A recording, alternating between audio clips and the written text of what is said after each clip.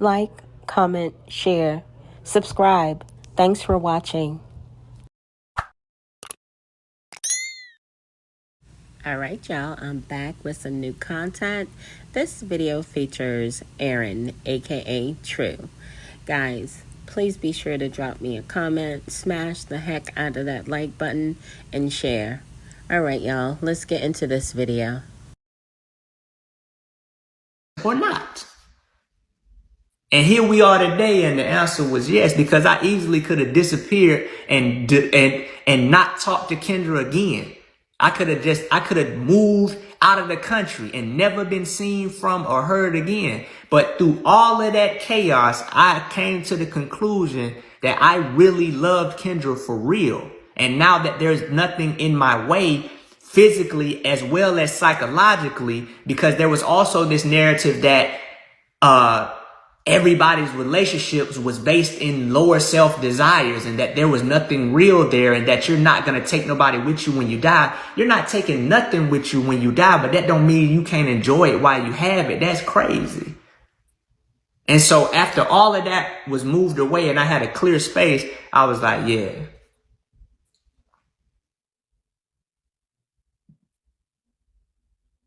Oh, she already done been live with me before.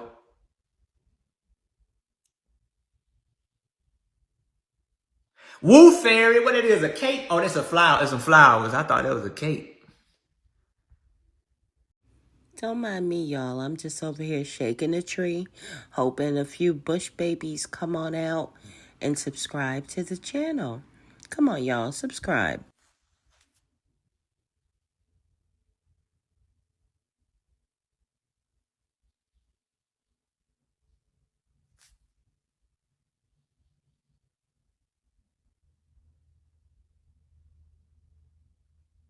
Let me scroll back up.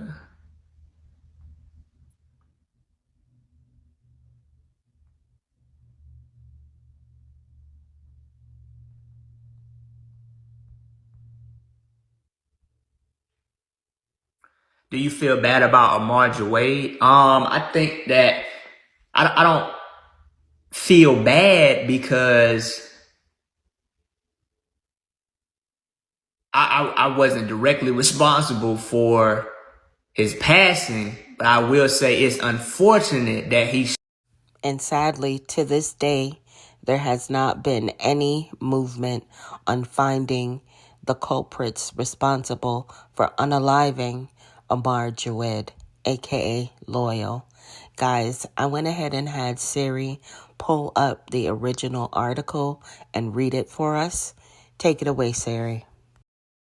Durham police have identified a man whose death in an Oshawa fire has been declared a homicide. Amar Jawed, 22 of Oshawa, has been identified as the person whose body was found after a fire at an address on Court Street on March 6, police said in updating the case March 23. Police had earlier issued an appeal for information on the man's identity. Police attended the scene to assist Oshawa firefighters just before 10 a.m., March 6, 1. And I really hope that the Durham police of Canada, Oshawa, Canada, are still focused on finding the individual or individuals responsible for unaliving Amar Jawed, aka Loyal. Guys, he was only 22 years old. For his passing, but I will say it's unfortunate that he spent such a large part of his youth involved in something that was as terrible as it was.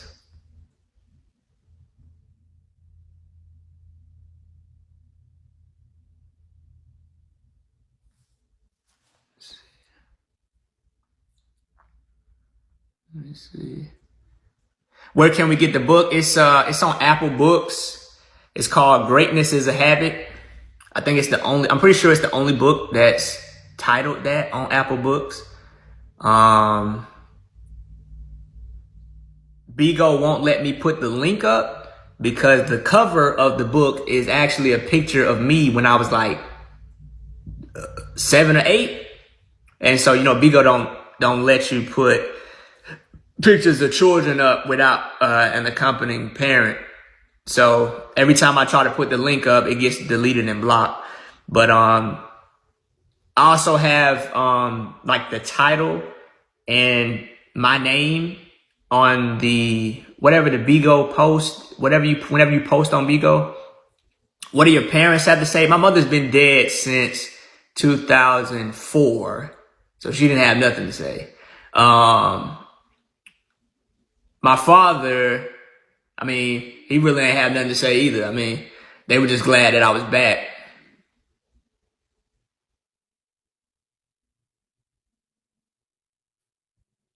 What did you say? When you left, I absolutely knew carbonation had fallen. You were the main two I wanted to go for. That what's up, man. But it's still going though. Like, I personally don't think it's going to be completely dismantled. I feel like only one of two things is going to completely dismantle it. One, the cult leader gets a significant amount of time, or two, the women come to the realization that what they're doing, they're the reason it's still going at this point. I said that they were going to have to value themselves more than they value him in order for them to actually move. Like, they don't realize that they're the power behind everything right now. Appreciate that, sweet dreams. When they come to that realization, they'll take their power back. Right now, they're in a position of dependency. Hello, Pinky, man. You got to understand, man. Like, I done had to let go of my own frustration because I'm like, bruh, appreciate that, Amanda, please. I had to let go of my own frustration. I'm like, bruh, how is y'all still there? I'm thinking like after I leave, shoot, y'all gonna be leaving shortly after. I'm like, bro, y'all gotta come to this same conclusion I done came to by now, but their experience is different from mine, man. Everybody's, even though we was all together in similar locations, everybody's experience is different, bro. Appreciate that, Mezzy. Yeah, so I had to let that go, man. I had to accept that there's a possibility that they won't never leave. Because I was constantly getting this. I ain't even finna hold y'all, but he is speaking nothing but the truth right now. Because Aya, a.k.a. Portia Wade, Zoka, a.k.a. Jayon Marie Townsend, Malia, a.k.a. Tanisha Dulay, and Efaru, a.k.a. Kayla Buckner Goodwin, they're gone, y'all. They're literally gone. They're like out of this world right now. Possibility that they won't never leave. Because I was constantly getting disappointed every week, every month. I'm waiting for that video. Malia left, Zoka left, Efaru left, Portia left. I'm waiting for it. And it never happened, bro. I was like, I gotta let this go, bro. I gotta let this go, bro. Like, cause bro, I gotta let this go, bro.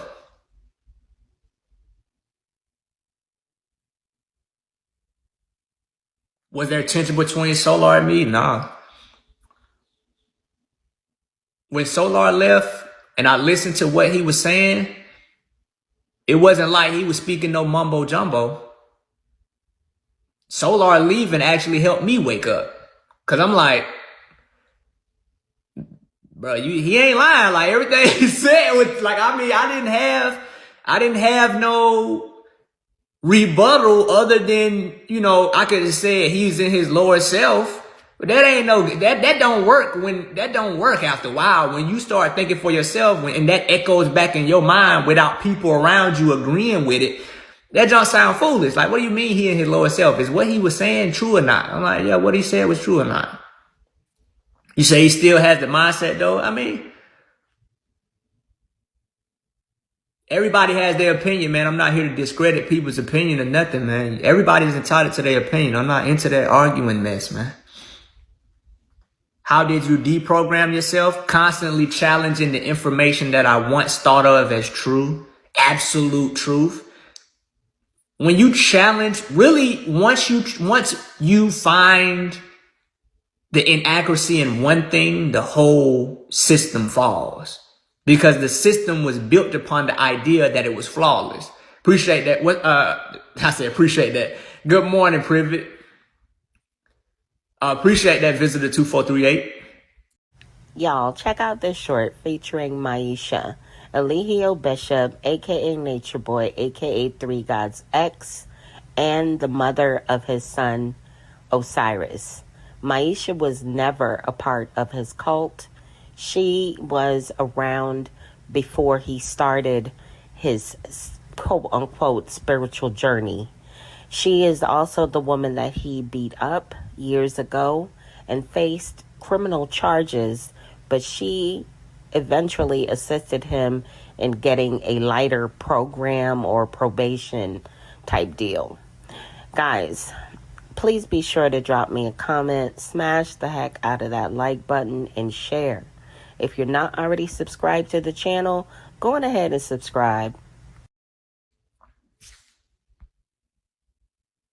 Bro, the trolls was right. Like, okay, you got some trolls that literally you could tell that they got something going on in their life and they just using carbonation as an outlet for some pain and suffering that ain't even got nothing to do with carbonation. But the people that have literally been watching this, taking in what was being said, and then asking questions that challenge the authority of the statements, they was right. Like a lot of the stuff a lot of the people who were quote unquote trolls, they were just trying to get us to ask questions that would challenge the credibility of the things we were acting like couldn't be challenged. Like I look back at like some of the things, like the trolls is what made me even go look up cults. Like trolls used to say Jim Jones, cult leader, you in a cult. Jim Jones. I didn't know who Jim Jones was. When I think about Jim Jones, I think about Dipset. I didn't know who Reverend Jim Jones was. That didn't mean nothing to me. But I was sitting down, I was like, cause this stuff turns in your head. And I was like, is it a cult? And just so happened, Netflix got cult content on the page. And I was like, let me watch this. I can watch this now. I can watch this. Appreciate it. Like, I'm like, I can watch this. Like, there's nothing, nobody's here. Hello? I can watch this. Like, I can straight up watch this. And I can have my own opinion about it. Like, this is exciting. Hello?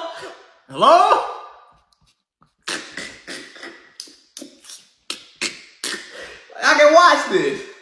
Okay. So what is a cult? All right. Okay. Dang, man. I was like, bro, like, why are these? I'm like, these people don't know me. Like, y'all don't know me. Why are y'all saying stuff that I experienced? And I was like, dang, this a cult, bro. And I just kept watching more and more documentaries, studying, looking at the patterns, understanding cult members, understanding cult leaders. Why do these things happen? How long have these things been happening? Is it a certain personality trait or character quality that you have that makes you predisposed to cults or not? You know what I'm saying? I'm like, okay, so I got it. All right, now before y'all hop in the comments talking about but yeah, we've been saying this for years, and yeah, we've been telling y'all for forever. They were in a cult. They were under mind control.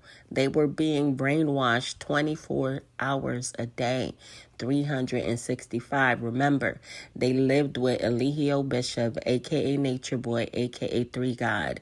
In Aaron's case, a.k.a. True's case, he lived with him for 4 years. Okay? So that's a long time for somebody to continuously browbeat you that they are the Messiah. I mean, eventually the mind could potentially relent. You understand what I'm saying? So before we start going off in the comments talking about he should have known this and he should have known that, just know this is a part of his own process. He is starting the process.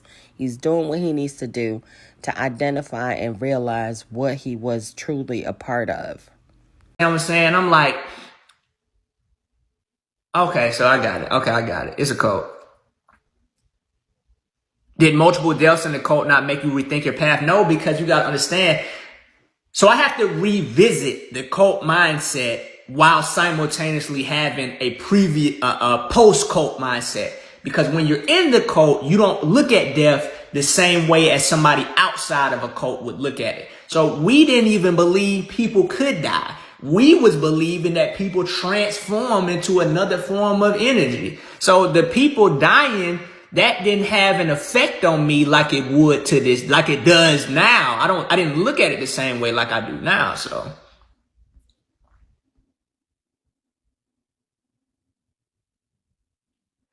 Big O Troll, I couldn't tell you, man. Like when I'm about to cross into the line of speculating, I like to make it known. As far as the people who came and left but still support it, you would literally have to ask them, why do they continue to support? Because I could only give you some type of theory. I could only give you some type of an opinion. I can't tell you what somebody else's reasoning is. They might like the attention. They might have a hard time disassociating with groups that made them feel like they belonged. Maybe they don't think it's a cult. Maybe they think it's a tribe. Maybe they really think he's the Messiah. If someone wanted to leave, was it easy or hard? It depends on how you left. If you left in the middle of the night, that was easy. But if you tried to leave and somebody knew, you were either going to be subject to physical restriction or you was going to be subject to these long drawn out meetings that tried to convince you that you was wrong for leaving. So it depends. I done seen. Interesting. Y'all, I'm going to have to run that back. If someone wanted to leave, was it easy or hard? It depends on how you left. If you left in the middle of the night, that was easy. But if you tried to leave and somebody knew, you were either going to be subject to physical restriction or you was going to be subject to these long drawn out meetings that tried to convince you that you was wrong for leaving. So he says that you could have been subjected to physical restriction or long drawn out meetings. Wow. Convince you that you was wrong for leaving. So it depends. I done seen people leave in the middle of the night, gone. Wake up, bad, gone, everything. I'm like, dang, that was smooth. Appreciate that, Posh and Bling. So either you leave in the middle of the night, that's easy. That's the only easy way you gonna get up out of that. You leave in the middle of the night. If you try to leave and folks know, you about to get your head talked off or you about to get physically restricted. Yeah, exactly, QT. Be dead asleep. Nobody was on guard. Nobody was on guard. I done seen people like, there's some ninja mode. I'm like, bro, how you open and close the door and nobody hear it, boy? You waited till folk were good asleep, boy. Nah, you ain't get in trouble if nobody left. That was on them.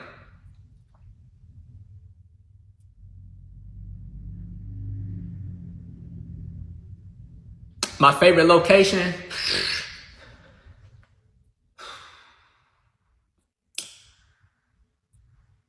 Probably Puerto Rico, because the amount of space we had.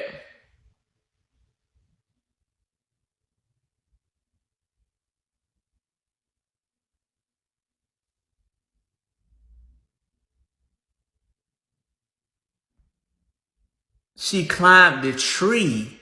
Who you talking about, Woo Fairy? Appreciate that, Big O Troll.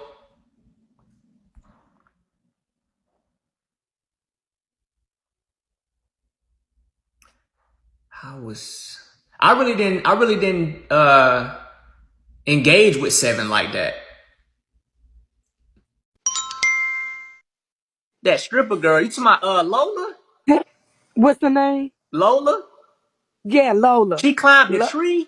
Yeah. She Oh, told a story, and she said that when she had left, she said that the only way I think it was Solar was outside, and a couple of the other guys, well, everybody basically.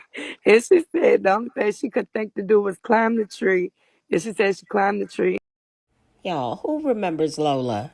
Check out this clip, y'all. Lola or Liberty, she just left. Like this girl just disappeared, my nigga. Like out of nowhere. Like why you do it like that? You could have said, yo, we want to leave. She just, and it's like little shit little shit be happening to me, and I'll be like, why the fuck would you do that? Like, why'd you do it like that? Like, you know what I mean? It's just honorable the way things were done. And it was like, all right, so I gotta deal with that. And yeah, Lola, she bounced on some scary type, like on some weirdo shit. Like, she didn't even leave a letter. She just kind of like disappeared. And we was looking for her. She just... Y'all, Lola was not having it. She got there, and in 2 weeks, she was like, this is not for me. Homegirl snuck out in the middle of the night, and she climbed a tree. Leave a letter. She just kind of like disappeared. And we was looking for her. She just disappeared. We didn't know where the fuck she was at. And that was scary because I'm like, what if something happened to this girl? And she wound up hitting me up like a day after. Like, I'm sorry, that was really weird the way I left. That was fucked up, but I didn't know something about being weak and some shit like she's going to somewhere else to live in nature. She's not ready. Some shit. I was like, oh, okay, long as you cool, I'm all right, because I don't know if something happened to you, then it's going to be on me, put me in jeopardy, you know what I'm saying? So I was just like, why people keep doing, like, moving like that, you feel what I'm saying? And why do I know why I attract that. Because, you know,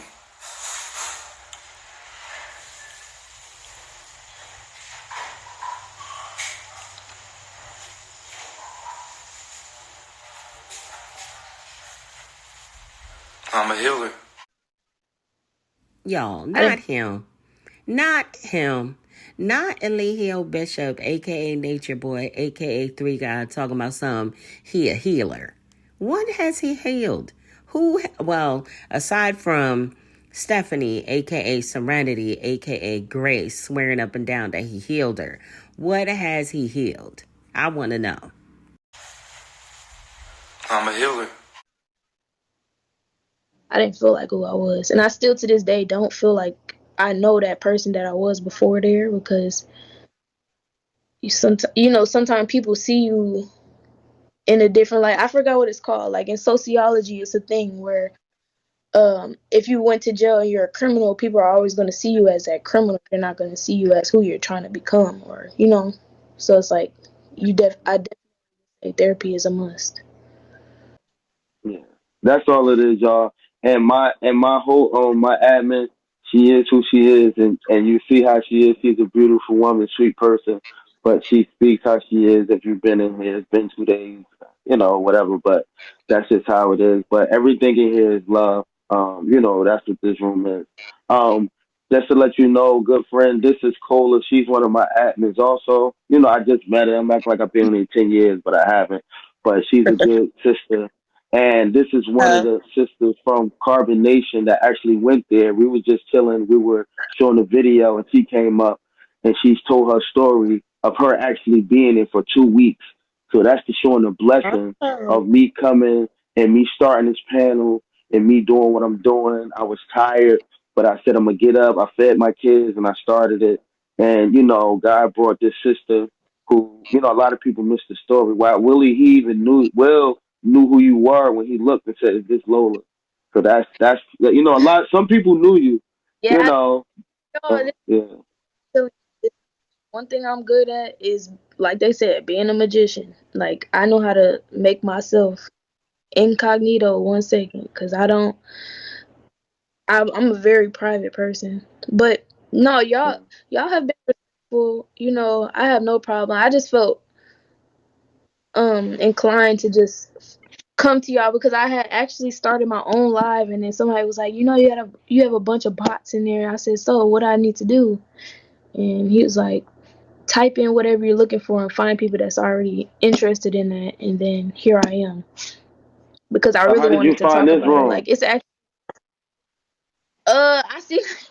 I seen your video where you were showing him. He said, see, they don't have nature by nature or something in their last part of their thing, so I'm not following them. Delete. Like, he was on that type of time. Like, wasn't if you didn't post him and you didn't only post him and you didn't like only speak light, literally, if your post didn't have his face at the bottom or something, his I forgot, watermark, then Hmm. they not messing with you.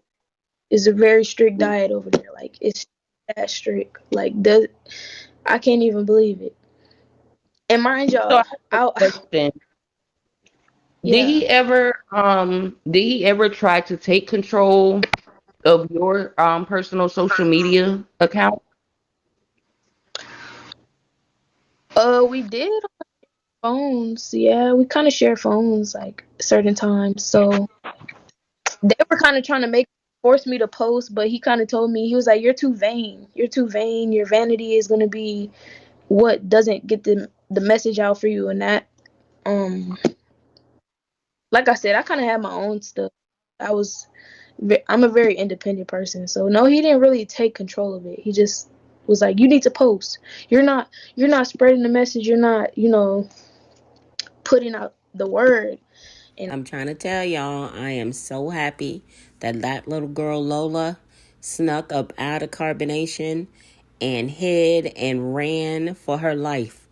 Her instincts were absolutely on point and she listened. I just wanted to give y'all a brief clip and a look back at Lola's situation. Now, let's continue on with Aaron, aka True. She said the only thing she could think to do was climb the tree. And she said she climbed the tree and she almost got caught. Because she left in the night, too. Uh, I thought she. Well, no, she did. She left. It was daytime. It It was was in the day? morning when she left. Okay, okay. So Yeah. that's why she said she almost got caught there. I wonder how she disappeared like that because I knew she wasn't that fast. So When I'm you thinking to said myself, ninja how this girl? moves, I thought of Lola. I said, Dang. when you said ninja moves, I thought of Lola. Uh-huh. Okay. Because I she didn't know that. said that she said she climbed the tree. And I think she said she had like $1 or $2 or something. And she said where y'all was at, people really don't, like come that way, but just so happened, I guess it was somebody driving, that day, and they let her ride into town with them for that. Oh yeah, cause we used to be way off. Like it Way would have took off. her so long to get to the bottom of that hill on foot. Really? Yeah, man. How far was that? In Panama, it's like driving. It took like 20 minutes to get to the bottom of the hill. Just from the house? Just from the That's just from. house. Oh, wow. Wow. Looking back, that was a Wow. form of control in itself. Right. I ain't even finna hold y'all, but I definitely believe that Leo Bishop, aka Nature Boy, aka Three God, wanted them to be secluded so that his control could be that more powerful. If they're not close to a community or neighbors and things of that nature, he could definitely take full advantage of that seclusion. Form of control in itself. Right. Because he had y'all so far away. Damn, he really had. That's what I want to know. How the hell did y'all keep service? Oh man, Man, that's a good question, man. Cause we were up there, boy. We were up there.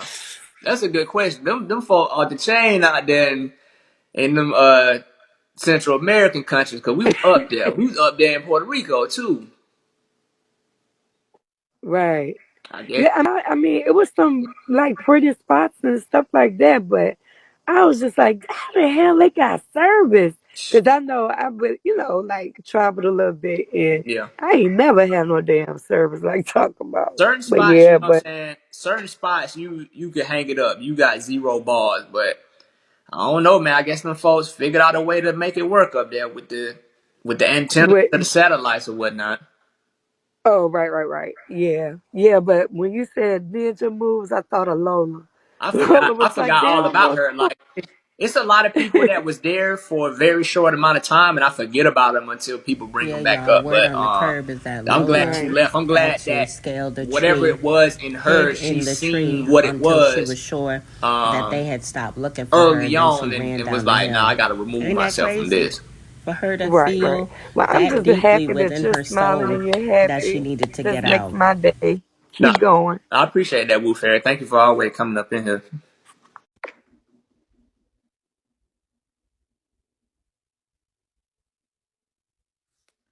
I don't think we was necessarily scared that people had our location, but we were sometimes always aware not to show certain things, certain identifying markers in the videos we did, because we knew that that was a potential possibility for us to be located. So,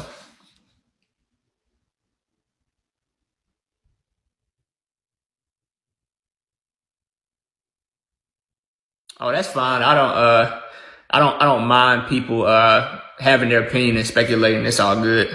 This is my thing when it comes to social media. I tell myself that if Martin Luther King can withstand dogs, people spitting on him, getting stabbed, and water hoses, I can withstand whatever people do on the internet.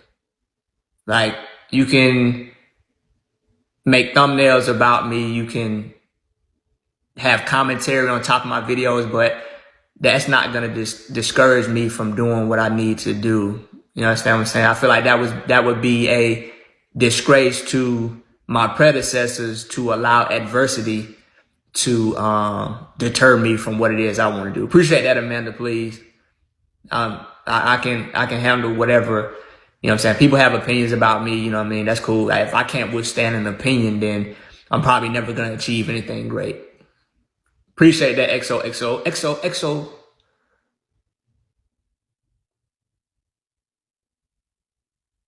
Yeah. I don't mind people speculating. That's good. Cause it's, I mean, they have the right to. They have the right to speculate. They have the right to have their own opinion. But I look at celebrities. I look at Kanye, and Kanye can't even go to the bathroom without somebody taking a picture of it. And so it just comes with the territory. You know what I'm saying? I seen this quote by, I believe it was Ralph Waldo Emerson, if I'm not mistaken. Appreciate that, Medea. He said that the worst thing besides being talked about is. Did anybody notice who that was that I put up on the screen? Did y'all notice that who this person is? If you guess Sybil, aka Mama Earth, you are absolutely positively correct. She is living her best life and doing really well. Besides being talked about is not being. He said the only thing worse than being talked about is not being talked about.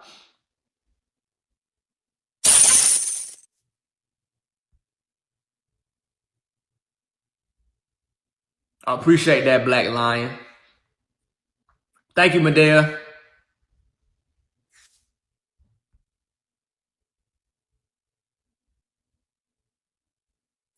If you look at the screen, the gifts that are flying across the screen, I'm sending them. That's why he said thank you, Medea. You're supposed to gift the host on Bigo. I used to be a host on Bigo. I'm not going to sit in anybody's room and not gift them. So I threw him a couple of beans.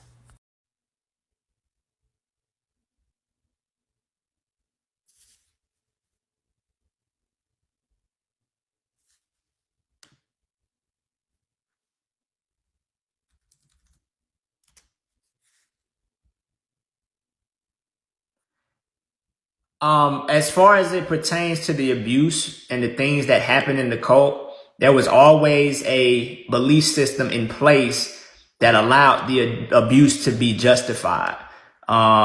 Whether that be discipline, whether that be, you don't talk back to your husband. There was always some type of corresponding belief that allowed me to justify the abuse that I was seeing in the cult. And you have to understand that that's the reason why I didn't see it as abuse at that time. Now that I do see it as abuse, that's why I'm no longer part of the group.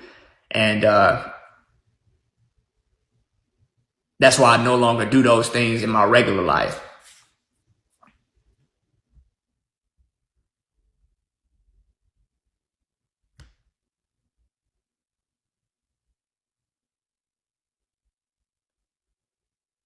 How do you try? Their intentions? I'm not understanding what you mean.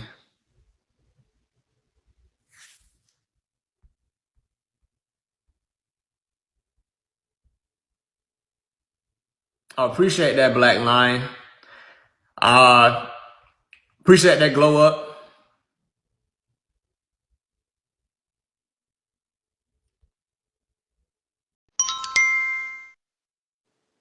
You know, there's a lot of people. How you doing? First of all, how you doing? I'm doing good, bro. How about yourself? So, so there's a lot of people that would probably fall into the same category. Maybe not with this episode, but maybe there's other episodes of other people coming and showing up as to be a great leader, a great Christ, or whatever. So, what would you say that those people should look for before they start following somebody that's saying that they are a Christ or they are a leader? You see what I'm saying? Or have you thought about that? Well, right now my philosophy is I'm not here to tell people what to do. I'm just here to tell them they can do it. There might be a group of people, there might be a certain person who needs a Christ-like figure in their life, and it actually works for them. So I can't speak to what somebody else should do with their life because I know what that feels like. You understand what I'm saying? So that's not even my intent. I would just say that nobody, regardless of their title, has the right to abuse you for any reason.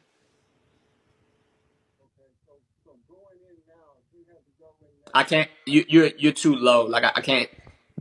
Yeah. Okay, so Now you can good. you hear me? Yeah.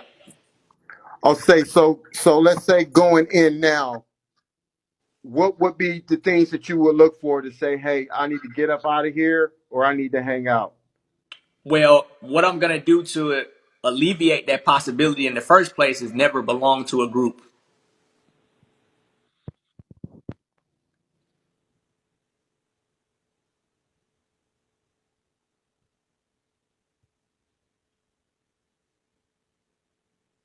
I think it's probably that I, would probably be a good home hitter. I think that would be a good home hitter to I guess kind of like to keep revisiting. your mic is going in and out. Yeah. Okay. So how is it now? You good. You good to go now. Okay. So I think that would be a good hitter to maybe to revisit this conversation of the title of "Don't Belong to a Group." That would be helpful for a lot of people before they make a decision or a choice of what they want to do when they're in a situation that they're going into. You know what I'm saying? Well, the thing about it is that I'm just a testament to my experience. I'm not this expert that can speak on anybody else's experience, no matter how similar it may be. I'm just telling you the route that I'm taking, and I still operate on the same philosophy that if you could take something from me, take it. If not, leave it. You know what I mean? That's where I'm at with it. Okay, so that was I'm about to drop back down, Okay. but there's a question that said that he says when you say group, it says what do you mean? I mean, any established organization of leadership in place. Y'all, check out this short featuring Musa, aka Dalen. And can anybody tell me what's going on with that earring? Yes, that long red chandelier looking earring that he is wearing. I want to know what's going on, guys. I understand this is probably to show off his hairstyle, but I can't take my eyes off his earring. Y'all, please be sure to drop me a comment, smash that like button, and share. Of course, I'm not referring to the military. I'm saying that I'm no longer involved in any organization that's similar to like the Nation of Islam or anything of that nature. I have no desire to be a part of a group that has a system of beliefs in place, because what I've learned is that it's best to have a open mind rather than a mind that can't go beyond certain boundaries because a text said you couldn't, or a person said you couldn't, or a belief system said you couldn't. Appreciate that, Blondie. That's what I mean by group. I'm not saying that I wouldn't be in a part of a chess club. I am in the chess club. So I appreciate you asking for clarity. I'm in the chess club. I am. That's okay. But any group that has constraints and boundaries on what I can and can't do, or think and can't think, or say and cannot say, I have no desire to be a part of that group. It's not just religion either. You know, there's other groups that, you know, they have their own restrictions and things of that nature. I have no desire to be restricted. That's not to say that I'm reckless or impulsive, but the restrictions I place, I want them to be those that I place upon myself, because I feel like I'm more than capable of dictating the course of my life in a way that is appropriate and doesn't bring harm to others. And that doesn't say that I don't listen to people. That doesn't. There's a difference between listening to somebody and following them. Appreciate that, God body.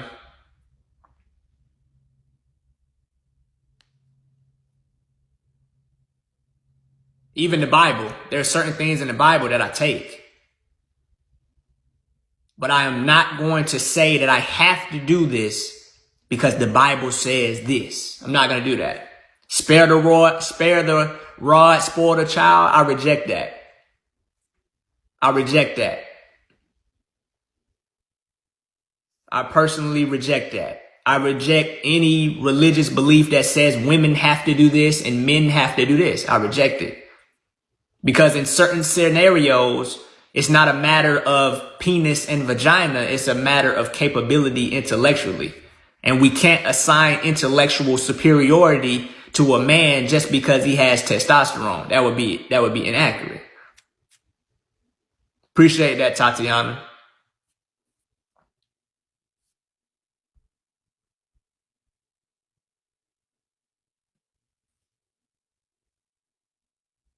That's what type of time I'm on.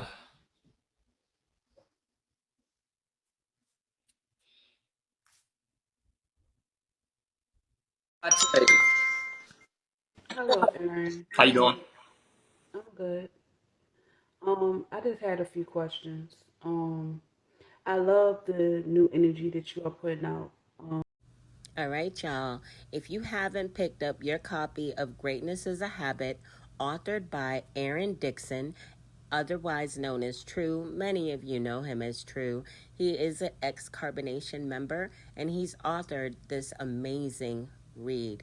If you are interested in self-development and growth, this book is a good one for you. It's available on Apple Books for $1, guys. I got my copy and I love this book. I've been following you for a little while, since I found out about the cult a couple of years ago. And I just love how you just on this human, right? Like this people are being human. Man, female, black, white. We are all human.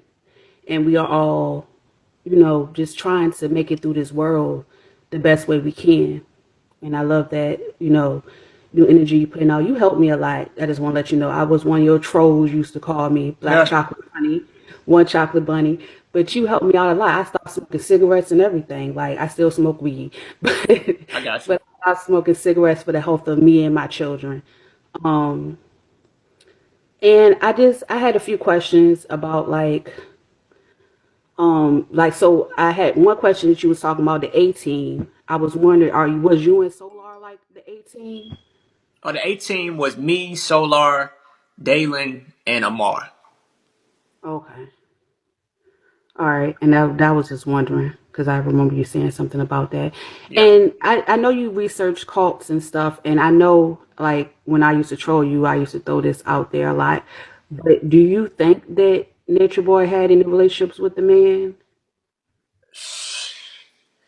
Man, like undercover. after I seen that video that they had with that well, I don't want to call him Dax because that seems like he's some type of preacher, but I think the guys, well, I don't know if it's a I don't know if she goes by she, but people say his name is Marcellus or something like that. Yeah, I But seen that on I could not say that it didn't happen. What I can say is that I didn't see it. If it did happen, I didn't see it with my own eyes. But from what I've seen from the cult leader, and I wouldn't doubt that there's a lot of things that he's done that I didn't see.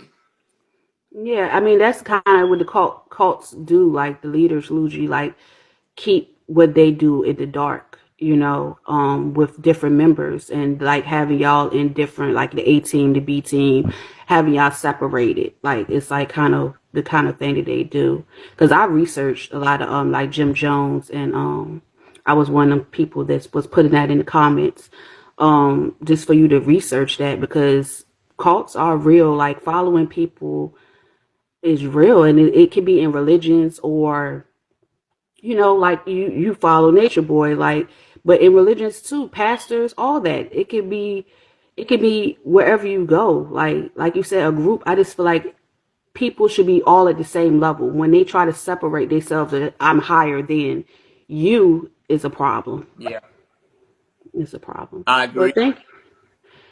thank you for letting me up, and thank you for, even though you was, putting people down and stuff, you did help somebody to know that they are better than being like everybody else. You know what I'm saying? Knowing that they are worthy of being different and worthy of being separated from, the norm of Black people and how we do. You know what I'm saying? And I thank you for that. No, appreciate you coming up here and saying that. You're welcome. You have a good day and take care of that boy. Oh, I just want to say one more thing. No, go ahead. I'm glad that you made it out, because that little boy is special. Like, and he deserved both his parents and deserved both. And he knew what was going on was wrong. It was like he knew that he was more than he wanted to talk. I bet he was trying to talk back then. And I just thank y'all for putting him first, because I feel like that's what we are all missing, that the children are our future, and that we have to raise them and put what we can put in them to make them better than that generation and that generation and that generation, our past generations. You get what I'm saying? Yeah. And that's my goal in life, to raise minds to embrace their difference and to be happy, and to, not have the same things that my family went through. And maybe we could break some generational curses by putting our all into our kids and other people's kids, and start going back. We all are take care of each other. No, it's good. All right. Thank you, True. Sorry, Aaron. No, it's all Aaron. good. Understandable. Thank you, Aaron. All right. All right. Bye. Bye. I like that she said that about the children being the focus, because my goal as a parent is not to be perfect. Appreciate that 654986425. Y'all check out this short featuring Velvet and Eliana. L. Uppercase letter L. Good job. You're doing amazing. Wow. Proud of you. It's 3 more. Go, 1, 2, go ahead. 3. Good job. Good job. And what letter is this again?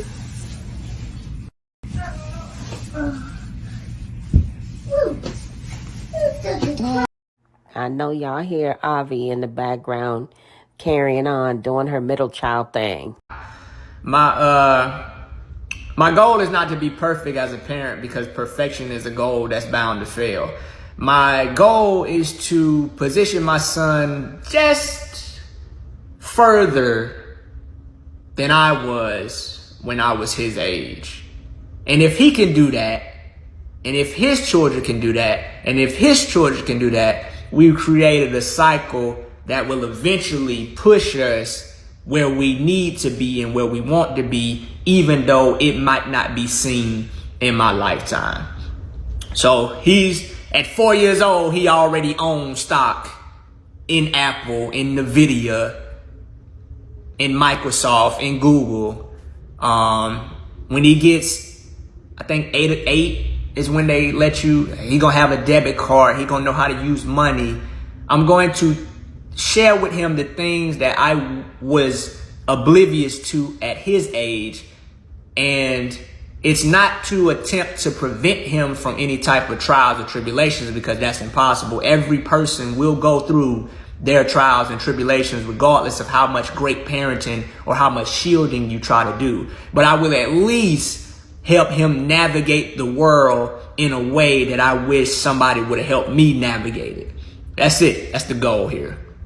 And definitely Ja would have been terribly restricted, and his development would have been stifled in that environment, because the cult leader needs absolute attention on him, and Ja was demanding too much attention from other people, and that was an issue. And that's one of the things that make me look at him in a unique way, because you were even jealous of a child. That's funny. I think that's funny, to be jealous of a child. But at the end of the day, where we are now is because of that experience. And that's why I talk about it.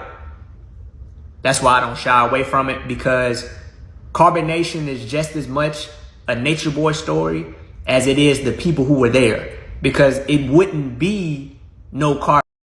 Y'all don't act funny like y'all don't know why that canvas is up. That canvas is up because I went trolling, y'all. I heard that Instagram didn't go off, and I had to go on ahead and get over to Instagram and see what was happening.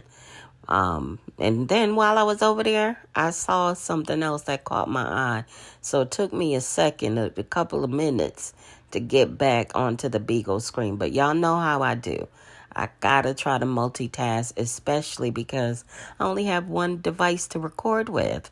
That's why I'm working on getting another iPhone, y'all. If y'all want to support that, y'all see my Cash App in these videos all the time.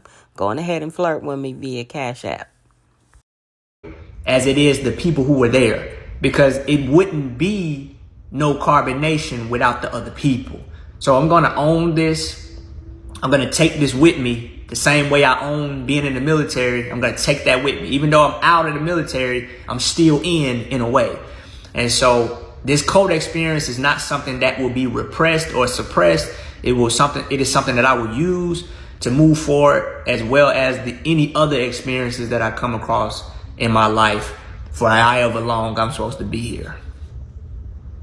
Appreciate that, all right.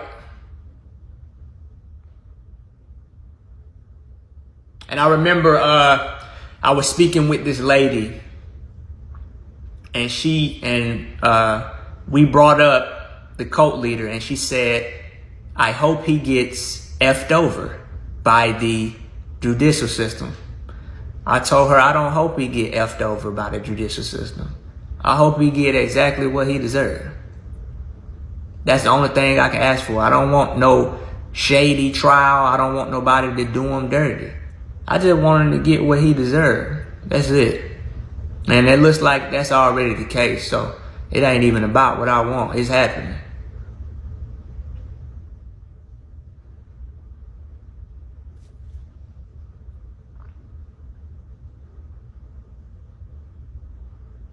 Now the updates, all of the updates that I got is the updates that's online, bro. Right now, the last piece of paper that was put on file by the DeKalb County justice system was September the 5th. And it was a reconsideration for speedy trial demand. And there was another motion for bond that was put in place. And those are the last updates as far as legal issues is concerned. What's going on with them on a personal level, I don't know. I don't speak with any other current cult members. And for those of you who may not know, Eligio Bishop, a.k.a. Nature Boy, a.k.a. Three God, is currently incarcerated in the state of Georgia in DeKalb County Jail. His charges are as follows: the R word, false imprisonment, and 3 charges of revenge P. Guys, let's go on ahead and get into this update.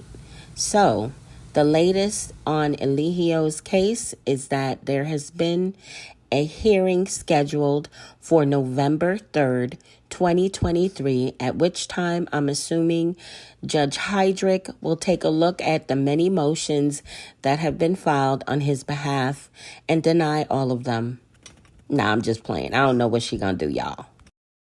On a personal level, I don't know. I don't speak with any other current cult members, and I don't even speak to any other the former cult members either. And it's nothing against them. It's just that everybody is processing this at different speeds. And maybe one day it would be good for us to come together, not necessarily physically, but it would be good to hear perspectives from different people, because I say that everybody has a piece of the puzzle that other people may be lacking. Do you think that women will ever leave? 2 things when it comes to that. I think that I have to keep hope alive, because I at one point was considered a person who would never leave. And we see that that ended up not being true. And even when you look at, no pun intended, when you look at, say, Charles Manson's wives were so brainwashed that they were convinced to kill people, to murder people. And even them, because you have to be deep into something to murder somebody, even them, they came to realize that what they were doing was not for some type of Messiah or for some type of divine reason. So if Charles Manson's wives can wake up, they can too. If I can wake up, they can too. So by default, I can never completely lose hope in them. But one thing I had to stop doing was having these expectations on when it was going to happen, because I thought for sure they would have been left by now, but I'm wrong.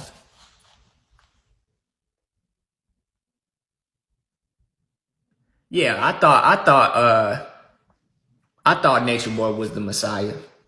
And like I was saying earlier, looking back, one of the pieces that I felt like was significant in me believing that was the amount of attention I thought he had. When I seen his video, it had 500,000 views on it. And Y'all, check out this short featuring Honor, aka Alicia. Words are an expression of energy. Even when you look up different words, you'll see different definitions. So there's something that permeates before a word comes out of someone's mouth. It's their energy, right? So even when somebody says like, I am God, some people take that in an egotistical stance. Like they're like, oh, I'm, better than everybody in this motherfucker. I created you. And then some people take it like, oh, I'm connected to the oneness of it all. Some people don't identify fully just with their body. They know that they're more than that. They know that they are God that took form. They're an expression of God. Y'all going ahead and drop me a comment, smash that like button, and share.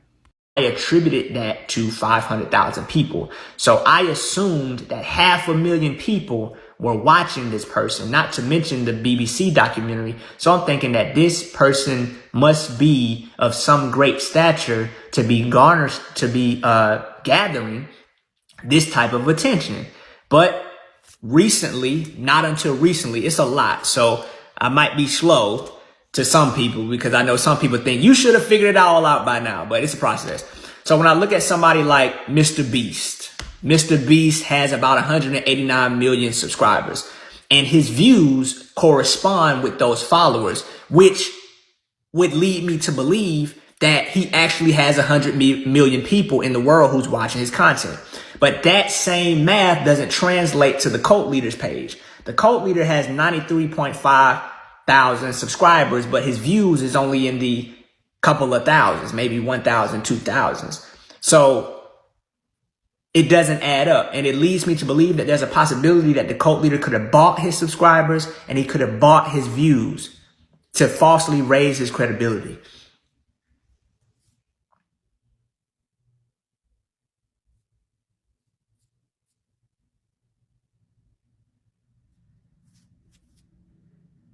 And if there was in fact 93.5K subscribers, he should have no issue getting money on his books.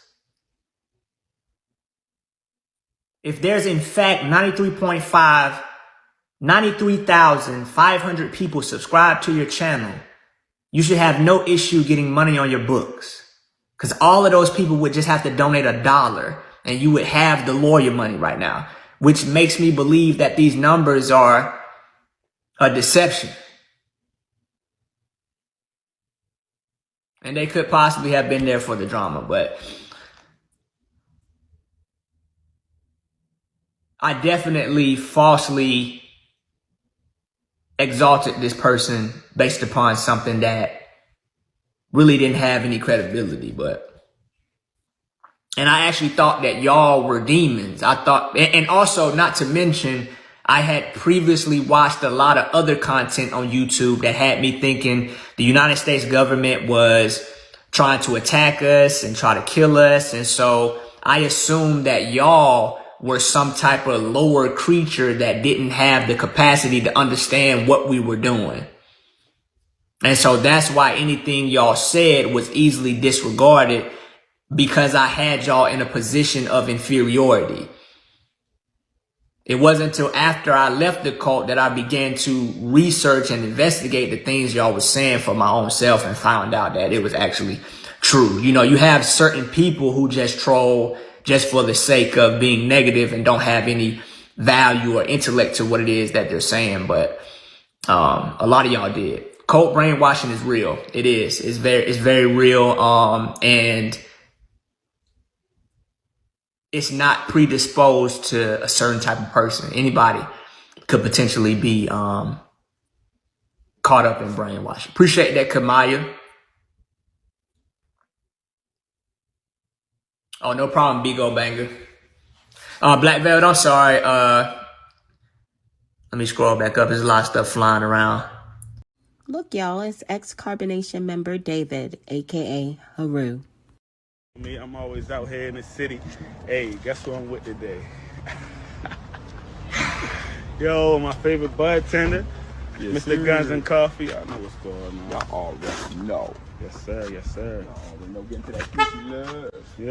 Coochie love Yeah, going yeah, on. bro. Looks like my bald head, yeah? Yeah. Your bald head's orange as fuck. Oh, we're gonna put some wedding pie up in there.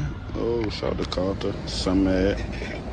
Oh my Stop sleeping God. on some man, y'all. They getting a little bit better. Come on now. Yo. Like that Gary Paynex jealousy from some man was fire, bro. Y'all going ahead, drop me a comment, smash that like button, and share.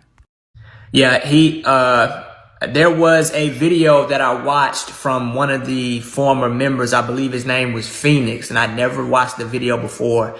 There's a lot of videos from ex-cult members that I did not watch and actually take heed to what they were saying. Appreciate that, Teddy. Phoenix was saying that the cult leader had been making poor financial decisions when they were in Costa Rica. And I can confirm that because the cult leader was making poor financial decisions during the time that I was there as well. So it doesn't seem far-fetched to believe that he was doing that with melanation. Aaron, Yes, he ma'am. made horrible decisions. Was it Keys? They gave him $300,000 of his inheritance money. Nature Boy burnt through that. Asked for more. He bought motorcycles. He bought charging stations. They bought iPhones and iPads. All of those things they had to leave in Costa Rica. He has burnt through some money. He spent so much money at that little penthouse when y'all was in Puerto Rico and ordering breakfast and cussing the ladies out, telling them that this could be over any day, and asking them would they prostitute once it's over. So yeah, I mean he should have the money. I don't know what he was spending it on, but the money should be there. Nature Boy had to at least go through $1 million. Easy. Nah, that's definitely a very excessive exaggeration. $1 billion is an extreme No, I amount didn't of money. say a billion. I didn't say a billion. I I'm said sorry. at least 1 million because Keys gave him 300,000. And then the person that you were talking about, um, he had land in Belize. He was trying to get Nature Boy to bring y'all to Belize and farm and all that other stuff, but Nature Boy was too busy trying to fuck his wife. Well, I wasn't there for that. And when I make assertions, my assertions are on those things that I have personally witnessed. I really don't like to speak so certainly about things that I didn't see for myself or wasn't present for. Okay, I Um, can respect that. you understand I what I'm mean, you saying? said Because you saw my some thing, videos. I thought maybe you may have ran across that. I'm congested. I see the comments keep saying they heard a billion too. I apologize. I'm congested. I'm in my lower self right now. Um, but yeah, just keep looking. You'll see all of it. It's there for you. oh yeah, And I hope you had a chance to go by the VA the other day. But I know you're on a different topic, so continue on. I'll listen. oh yeah, appreciate you,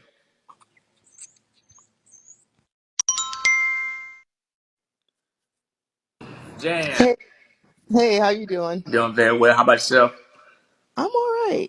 I wonder what you were thinking during that time when Nature Boy became really materialistic and started wearing gold chains and um, sort of getting with the fashion and we saw this sort of transformation to the materialistic. Did you think that was part of like yeah, just what were your thoughts around that? I'm just kind of curious.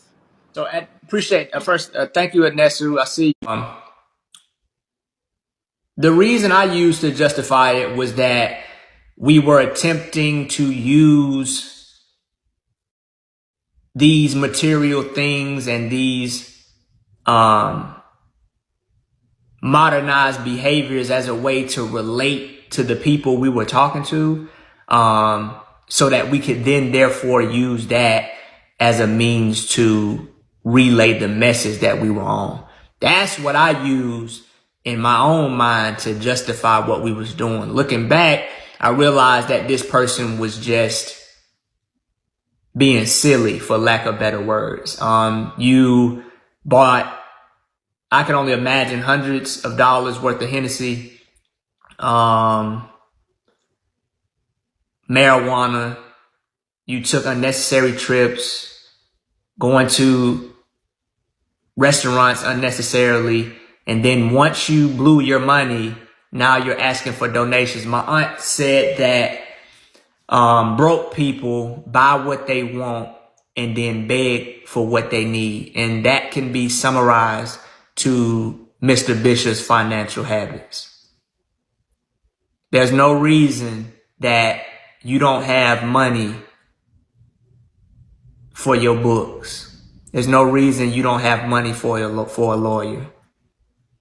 Because a lot of that money that was spent, it is now providing you no service. You could have invested $10,000 and not touch it.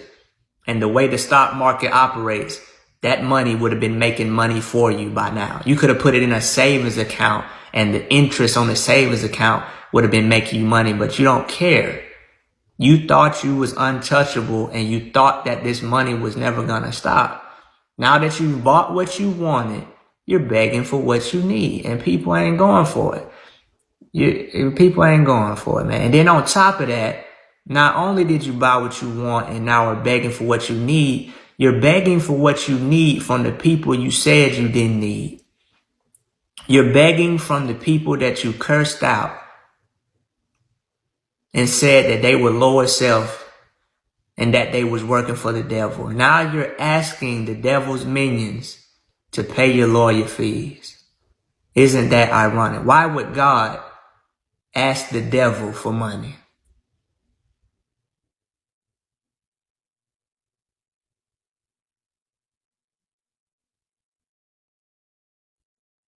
Kamaya, thank you.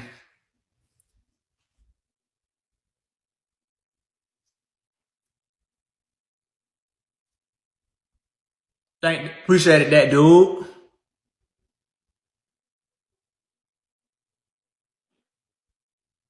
I'm telling you, Woo Fairy, irony is my favorite thing. I remember my English teacher. I'd never forget when the English teacher first talked about irony. Appreciate that, Woo. I love irony, bro.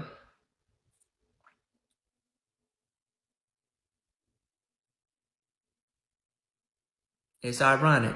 But the thing about cult leaders is that they have a justification ready for that too. I don't think I would have took it that far, Papillion. But the thing about it is that sometimes we can say what we would and wouldn't do until we're in the situation. Appreciate that, Blue. Well, if you look at Georgia law, I'm not a legal advisor. My legal experience is low. To give you an honest answer on how much time he's looking at, I can only base it on what Georgia law says. Appreciate that, Andy. Georgia law for the serious conviction is 25 minimum, maximum of life. One of the charges has a maximum of 10 years, and I believe the lesser charges have a maximum of 3 years apiece. So technically, through Georgia law, the maximum is life, and the minimum is 25 if the serious conviction is if the verdict is found to be guilty. Yeah, you can ask questions, Vanessa, that's fine.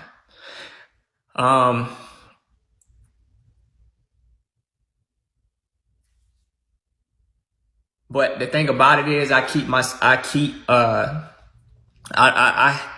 could sit up here and say he's gonna get this and he's gonna get that, but even though this situation is something that I'm deeply involved in, I still like to maintain an objective stance. I don't know how this gonna go just as much as y'all don't. I appreciate that, Happy. They're good. I really don't want to speak on that, Vanessa Royer, because the case is still open. Once the case is closed, you know what I'm saying? I feel like I'll go into more details with certain things.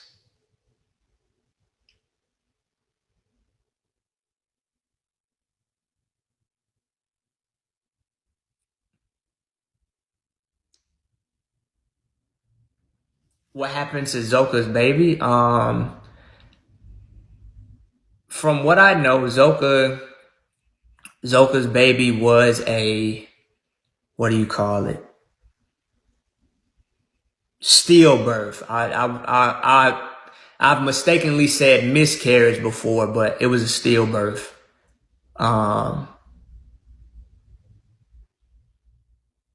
Is it possible that that could have been presented had she been given proper medical attention and not reliant on spiritual teachings? Yes. Would I be able to say that that was the cause? No. I can't say with 100% certainty that the stillbirth could have been presented or that it was attributed to her drinking alcohol. I can't say that. But there is a possibility that the stillbirth could have been prevented had she been given proper medical attention prior to the end of her pregnancy.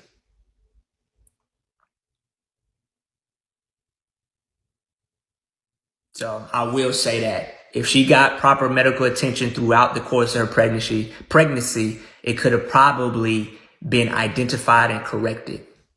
Don't mind me, y'all. I'm just over here shaking the trees, trying to get me 1 or 2 bush babies to subscribe to the channel.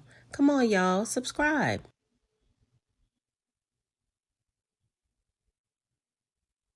Yeah, I was there when she had to drink alcohol. I remember that.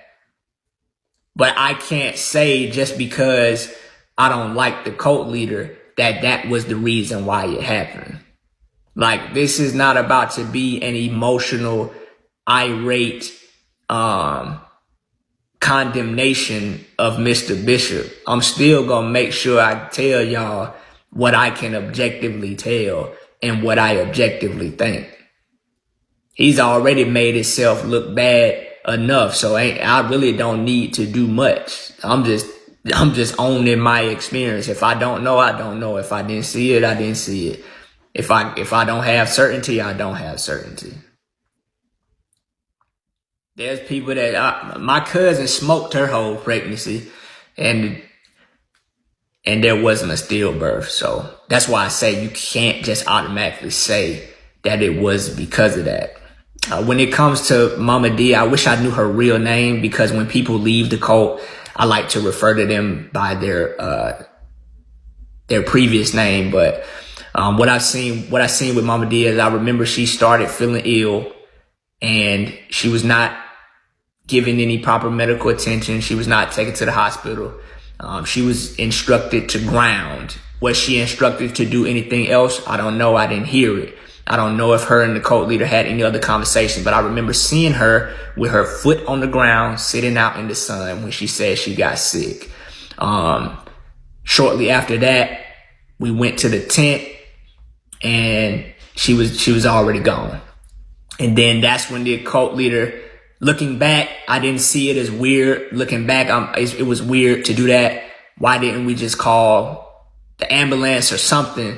Why did we take the body and put it in the van and then drive it to a coroner's office? So that's from what I seen. But what I like to remind myself is that there's always pieces that each cult member may be oblivious to. Those are the pieces that I seen and that I was present for.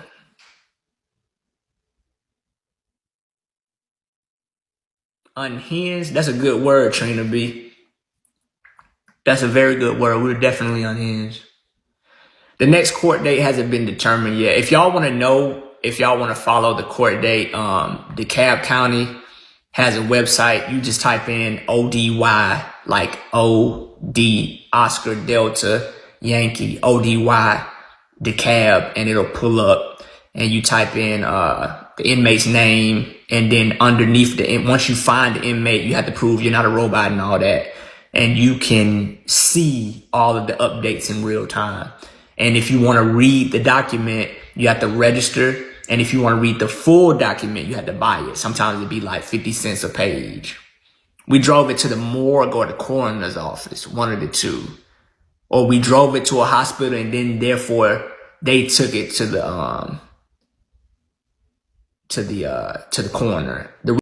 Y'all, check out this short featuring ex-Carbonation member, the DJ. Yo, stop overthinking and just do it. The only reason you're being indecisive of your thoughts is because you want to make the right choice. Study your Mercury in your astrological birth chart. This is how you think. Astrology is the key to knowing thyself and overcoming generational curses. Study yourself, know yourself, love yourself. Y'all, sounds like to me he's still proclaiming the kingdom. What y'all think? Reason why I'm not sure about that is because we was in Mexico and I couldn't read none of the language and I don't know what buildings we were at. I would just ride.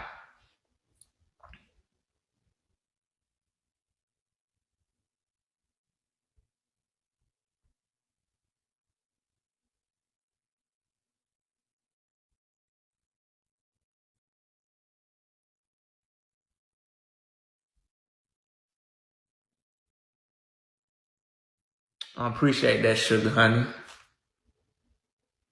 Oh, they good.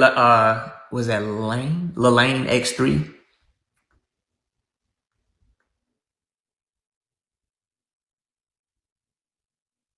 That's a good question, Chucky. I think that and I like to relate it to abusive relationship, like an abusive one-on-one relationship. You can be in an abusive relationship and the person says, I love you from time to time. And the person says, you're so sweet, and the person can buy you stuff. But you have to understand that all of that is still tied into abusing you, even though it can be falsely perceived as some type of positive outcome. Me personally, I don't think anything he did was good, because I've examined his personality and recognized the patterns over time is that his motive is always self-motivated. Everything he does is for the well-being of himself, and not himself first, but himself only. This is my conclusion. Is it psychological fact? No, this is just the conclusion that I've reached from my experience with this person. I've seen that his motive is self-motive, not self-motive first, but self-motive only. He will say things and do things with his self-interest in mind at all times. He will completely have one teaching and then do the opposite of that teaching and then justify the opposite of that teaching when and because he wants to. So I don't think anything he does or has done since I was there was positive.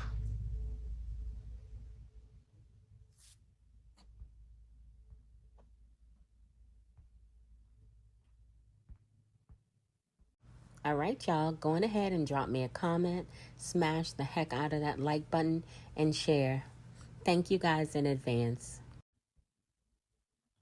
No, I don't believe in the 5 sciences, Chucky. And the reason why is because just like any other cult, their evidence and research only goes as far as to tell them they're right. I've done research and found that we were in a type of echo chamber and we only listened to people, we only watched videos, and we only read articles that told us we were right. There's plenty of evidence that shows that there is things that we did not consider in the group prior to us making the assertion that it was absolute truth.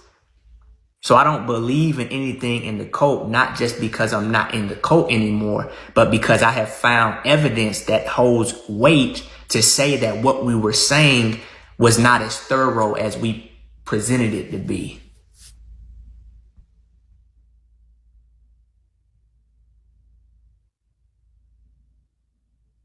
I understand that now, Happy.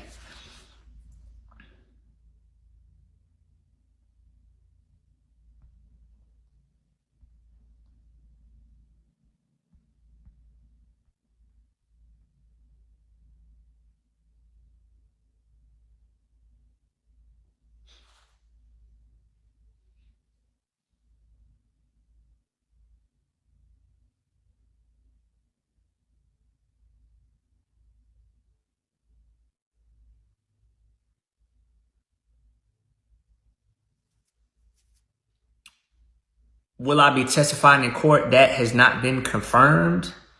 If I am asked, I will.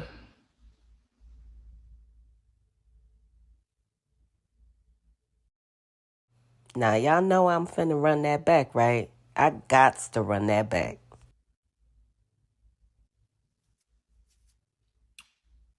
Will I be testifying in court? That has not been confirmed. If I am asked, I will.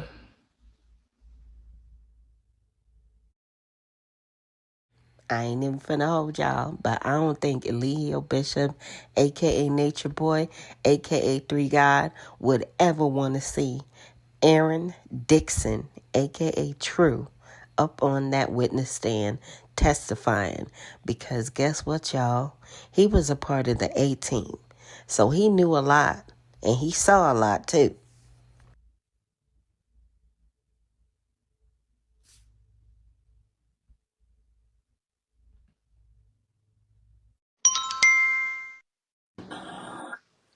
Hey again.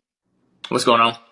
Got I another just one. want to I just want to say, like, one of the things that was really interesting to watch about um these lives were the videos that he would show. And some of them would be academic. And what's interesting to me about that is that the academic world is really small, right? You could literally reach out to people and ask for verification of that kind of information, right? So it was interesting to see him play like videos from my colleagues and wonder like, well, it's just a matter of reaching out and sort of getting clarification. So was that something that you were allowed to do, or you just couldn't even question that? Just curious. In our mind, we were irrefutable.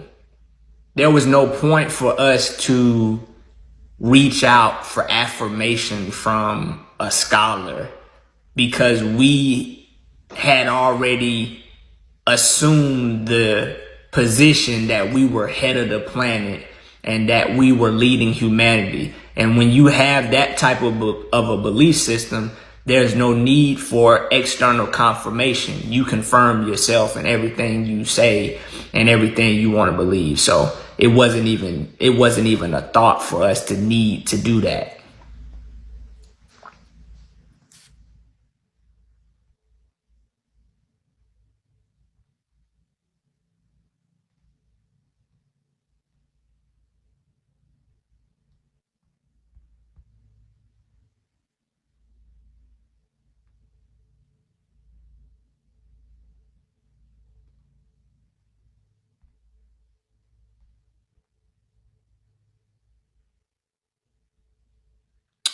When Ja was there, I felt like he was in some type of a military training camp that would toughen him up and make him into a real man. You understand what I'm saying? I was under the impression that boys of today were soft and weak and that they needed that discipline and structure in order to go forth to be productive men in society.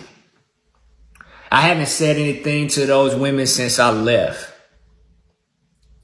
Oh no, it's all good, Packer girl. Like, I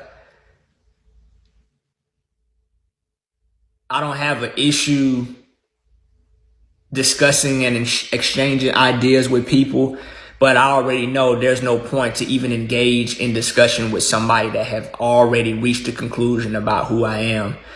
You know what I mean? You could think I'm just as guilty. That's fine. I'm not even interested in wasting calories trying to prove you any different. If you think I'm guilty, that's cool. What I'm gonna do? My mission is not to make myself appear to be something or not something. The reason I'm doing this is because I feel like it's something that I need to do to reestablish my sense of authority. Self-authority.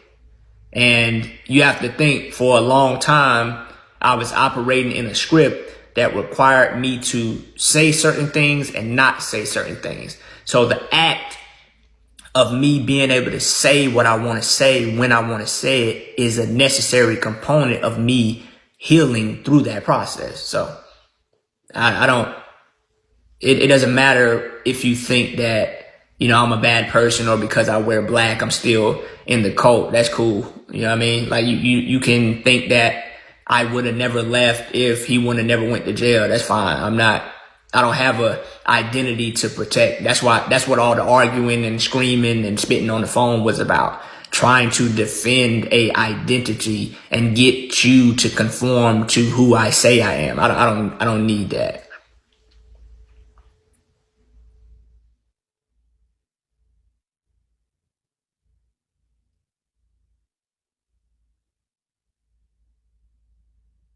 I mean, because to some people, when they hear the term brainwashing, they think that that's some type of a scapegoat. I mean, that's fine. I remember thinking a lot of things about stuff until I got the actual experience. Like, you have people that, 16, 17-year-olds that think that life is easy until they get out here. You have people that think that raising a kid is easy. Oh yeah, we just gonna do this and we just gonna do that until you have kids. So people who've never been in a cult experience, I expect them to maintain their strength and power and say that that could never happen to me. Because who wants to think that that can happen to them? The crazy part about it is that not thinking it can happen to you actually makes you vulnerable to those types of things. Just like people who don't think they can get scammed. Yes, you can. Yes, you can. Just like you have these people. That's why I don't do the tough guy. The reason I don't do the tough guy is because, bro, I'm trying to figure out, like, I never understand it, bro. Like, people really be acting like they can't get touched. Like, bro, like all of the gangster people that these rappers be rapping about, they get killed. Pablo Escobar got his brains blowed out, as gangster he was. So I'm never about to get on this phone. I say, yes, ma'am. No, ma'am. Yes, sir. No, sir. Because I don't care how tough you think you are. It's somebody that can knock you off. All right, y'all. So I am back with another great read. This is the Goddess Affirmation book, authored by Janae. Some of you may know her as Nateri. She is an ex-Carbonation member, and she has authored this amazing book. The book is available on Amazon.com. Just search for the Goddess Affirmation book, authored by Janae Newell. Knock you off. Don't let this phone make you feel like you can't be dealt with. Like, and one thing I know about people who are actually gangster, they don't have to do all that. They don't have to do all that. They actually don't want no problems. And so I feel sorry for people that instigate problems like they can't be dealt with. And you could get dealt with in a way, and like in a way nobody can ever see you again. Like you could get dealt with in a way that nobody gonna go to jail for it. Boy, I got the dirt bike out there. Probably 4-wheeler. No, it's not. That boy probably cutting grass. I don't have no insight on Amar's death. Me personally, I don't think anybody in Carbonation had anything to do with it. I think that it's still under investigation. I just think that it's unfortunate that he spent his youth involved in a group that only sought to, in a cult. I gotta stop calling it a group because there's nothing wrong with groups. Appreciate that, Queenie. It's unfortunate that he was involved in a cult that only sought to use him. But John's doing good. Appreciate that, Queenie.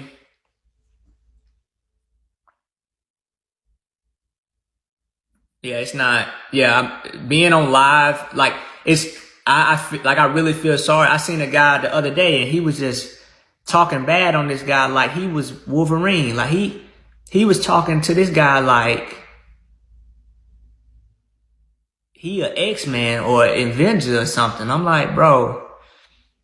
Because one thing one thing that stood out to me from Nipsey Hussle, I don't remember what interview it was, but Nipsey Hussle said, I stopped trying to be hard and tough because everywhere I went, there was somebody that wanted to show me how hard and tough they were. All right, y'all, going ahead and drop me a comment, smash the heck out of that like button, and share. Thank you guys in advance. And so I understood exactly what he meant. Every time you get tough or gangster, there's somebody out there that want to show you how tough and gangster they are. So just don't do it. Unless you really about that kamikaze life, you don't care. Don't let this phone have you messed up out here in these streets, man.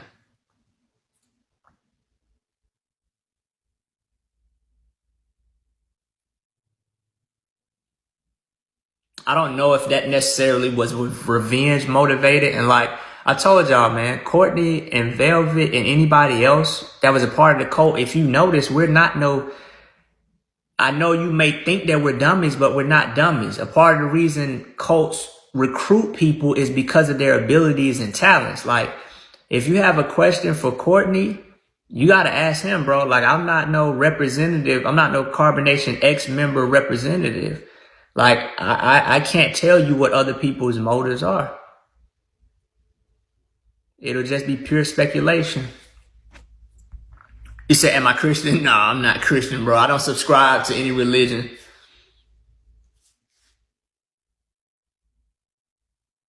And I'm not anti-religion in the sense of, like I told you, I'm not here to tell people what to do. I'm just here to tell you can do it, bro.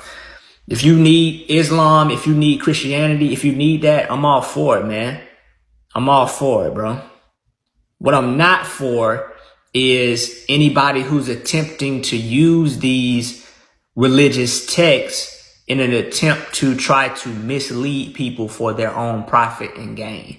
Now, I'm not for that. I'm not for that.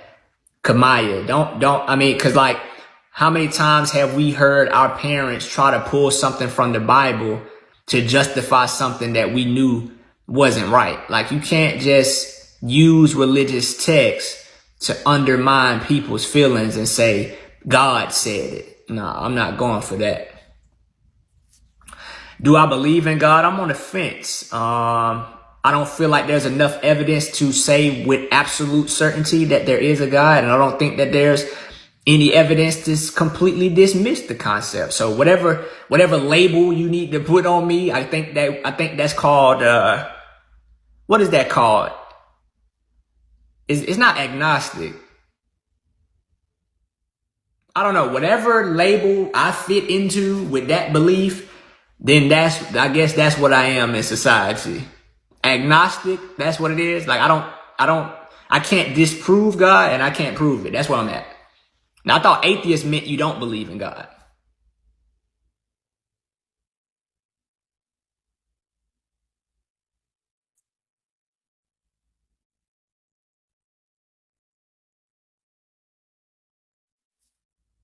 Right, that's what I thought, Fraud.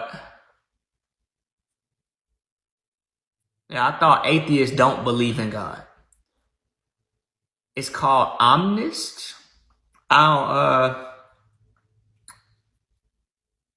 I never heard that term before. I think it might be agnostic. I thought it was agnostic. I mean, I got the internet. And I got ChatGPT. ChatGPT about to take over the world.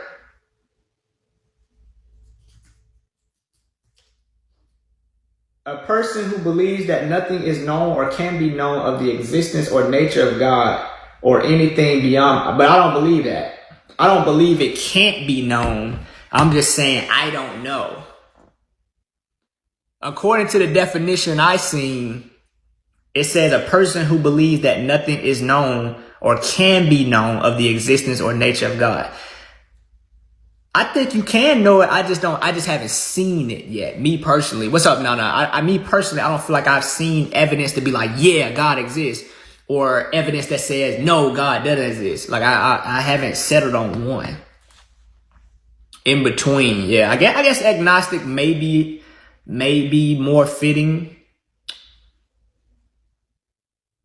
Okay. Maybe I am agnostic then, if I had to put a label on it. And maybe, I mean, this definition isn't the only definition in the world. It's just one of them. They got plenty of definitions and plenty of dictionaries.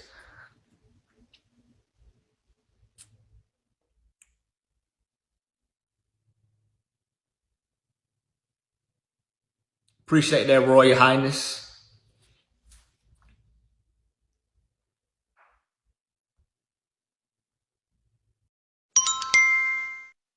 Hello. Hey, what's going on? What's your name? Yeah, I don't have a name on here, but You want to remain and if anonymous?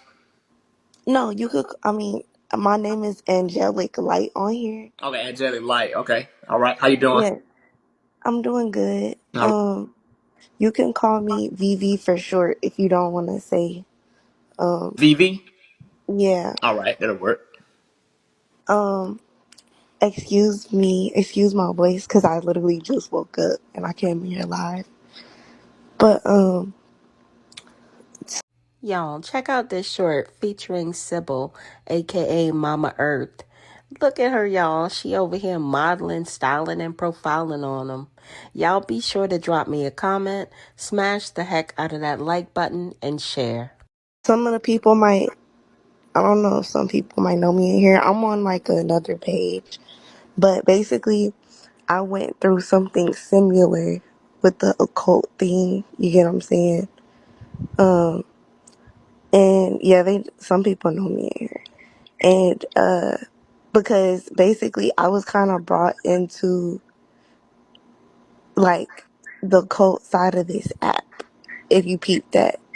Like the Bigo app is very cult like, or in that realm. And my ex that I was with, he basically kind of brought me into that world, and then and through the app, like, basically exploited me on the app, all types of stuff like that for his gain, for his, to be known and stuff like that. And then after that, I got led into voodoo, and I was, that's very occultic. And I started doing things that weren't of God, you know what I'm saying? Because as far as being in an occult and doing things of the darkness, from my knowledge, is not good at all. You know what I'm saying?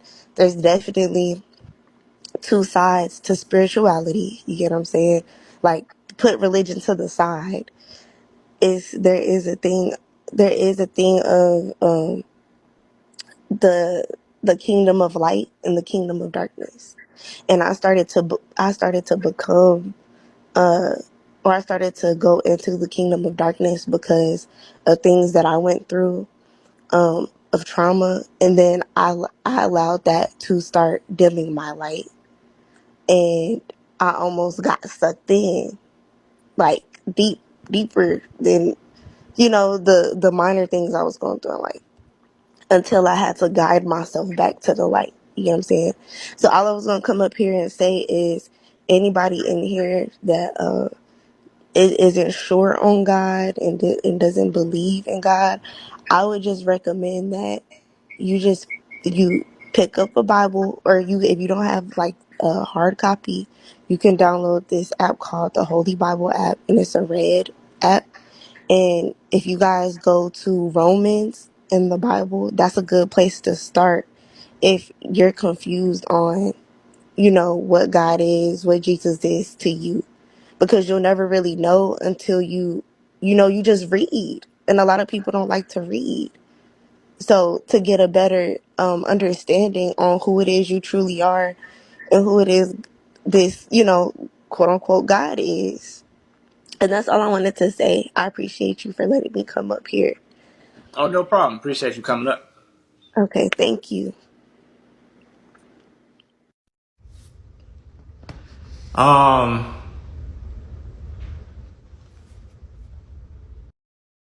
One thing I learned is that, contrary to what we think about ourselves, human beings are primarily emotional and less logical. And the reason I say that is, when I was in the cult, I was trying to lean on information so heavily, and then bearing this idea that feelings don't matter. You hear people say facts over feelings and things like that. But what I noticed is that moving through life, if you're somebody that doesn't know how to deal with emotions, that whether that be your own or others, you're going to lose regardless of what you know. Because people don't really care about what you say. They remember how you made them feel. And the reason why I'm no longer this defensive, let me show you why you're wrong type of person, is because the most valuable thing I've ever had, and the most valuable thing I will ever have and be in the presence of in life, is not an iPhone or a MacBook, but it's other people. And so her coming up here, the most important thing that was going through my mind wasn't the ability to rebuttal or the ability to prove her wrong or for her to hear my point. The point of it was to let her talk. Because I think that one of the most overlooked skills in life that can actually create a trajectory for your future is the ability to listen. And I've been in a position in the cult where my listening was turned off, and I was so ready to talk and tell you what I thought, and ended up being a lesser person than I'm capable of, and actually being ignorant and closed off to what other people were saying. And so the fact that she was compelled to come up here, I was compelled to listen, because I personally feel that even though there may not be an absolute mutual 100% agreement, I can extract value from everybody. And I don't look at it as she came up here to talk. She took time out of her life. Like, that was her life that she used. It wasn't her time. She used her life to deliver something to me that she felt was important. And to disregard that and not do anything but be open to receive it would actually be a detriment to me at the end of the day. And so, all right, y'all. Brief intermission so I could have a talk with these Bush babies. Y'all, go ahead and hit the subscribe button. I'm trying to get to 1,500. Come on, help a sister out. that's what type of time I'm on, man. That's what type of time I'm on. And it could have been bigger than what she was saying. Do you know how many people just need somebody to listen to them? Like, do you know how powerful it is just to be a listener? Just to be a listener. Some people will literally bend over backwards for you just because you listen to them. Because how many people grow up as children getting dismissed and shut down? You understand what I'm saying? Man, I extract value from anybody, bro. And that's how people win in life, Packer Girl, is that they fulfill a need that is not being met. I didn't come on Bigo to be messy. That need is, that market is oversaturated. That market is oversaturated. Being messy on Bigo, that market has already been fulfilled and is oversaturated. So if you want to do something impactful in life, you can't be doing what's already been done. And that was another motivating reason why I went to Carbonation, is because I felt like I was doing something that wasn't being done. Appreciate that, Bigo Troll. Not realizing that cults had already existed for centuries, but can't know everything, right? Can't know everything, right? And the fact that she even wanted to come up here and say that to me, like, that was amazing. Like, because I personally don't really feel like I'm nobody. Like, I'm telling you, like, I've witnessed what type of a baboon, an idiot you turn yourself into, thinking you know everything. So the opposite has to be effective. Like, I don't think I'm special. I don't think I'm nothing. I'm just regular old human being. And I feel like one of the greatest qualities you can have as a human being is the ability to be relatable. People don't want you to come from here talking to them from here down. People want you to be right here. People want you to be right here with them. Y'all, check out this short of Mama Knowledge, aka Jennifer. I used to say this in my early 20s. Check your motivations. Like, check your motive. Like, check with the reasoning behind you doing what you're doing. Is it coming from a good place? Are you going to be honest with yourself about that? What are you perpetuating? Are you perpetuating positivity, peace, or are you perpetuating pain? Are you projecting onto others everything that you've been through, the good and the bad and the ugly? And intentionally, the good or intentionally the bad? Pay attention to your motivations. What's your motive behind what you're doing? Like, comment, share, and go on ahead and subscribe, y'all. Regardless of your degree, regardless of your finances, if you can't come here to here with a person, you're going to lose in life. Yo, what's up, bro? I just want to say grand rising to you, and you're very highly favored, and it's not about diverting from you to another person or letting another person take your light, we're here for you because we seen you going through the experiences, and maybe you could help out other people. I understand that that girl has like maybe a similar thing, but we didn't see her. So we're using you as a bigger example.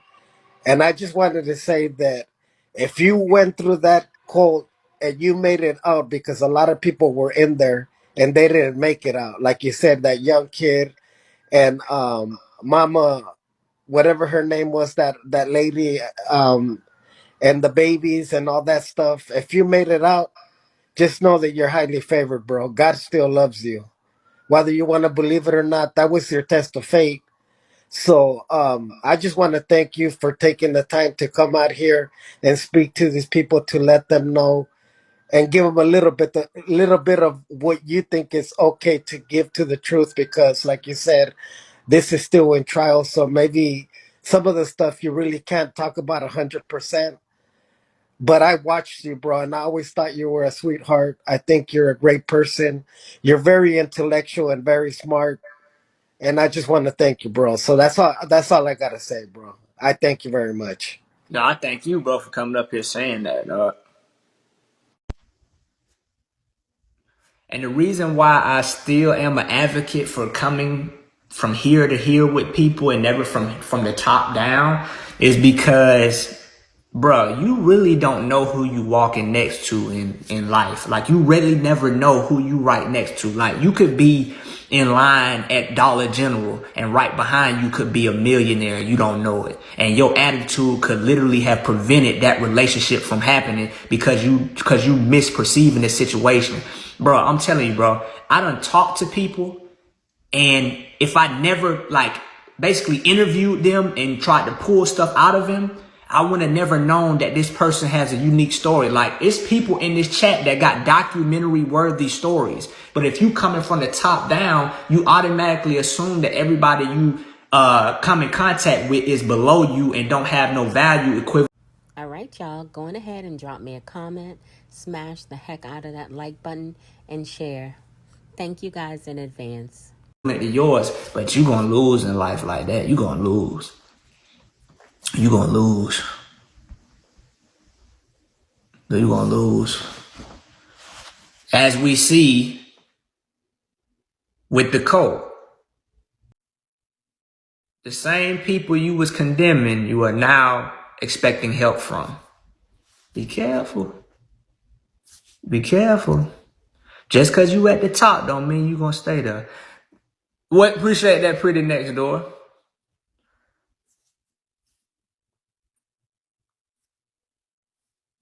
It's funny. You know what's funny, y'all? The cult leader used to say, don't bite the hand that feeds you. But didn't you do that, though? Wasn't the people that you now asking money from the same people that at one time was feeding you? That's irony is a mother. Irony is a mother. Appreciate that, Bigo Troll. Don't bite hand that feeds you, man. Might want to take your own advice. I ain't even finna hold y'all, but if y'all been following Carbonation for a long time, y'all know that once Eligio Bishop, aka Nature Boy, aka 3 God, started making a little bit of change off of Bigo and getting them PPP loans and whatever else government assistance they was getting, he started acting different. Definitely, because before he used to kind of try to humbly beg, but once he felt like he had arrived, y'all, he was ignorant with it. I want to take your own advice.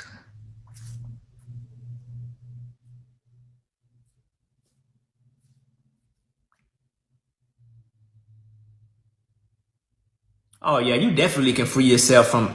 Bro, listen, 2 things that motivate me now. The stuff I done made it through and the fact that I don't know how much life I got left. I'm playing Russian roulette with life. Every day could, you know how people ask you if you knew today was your last day, then how would you live it? But you ain't gonna never know.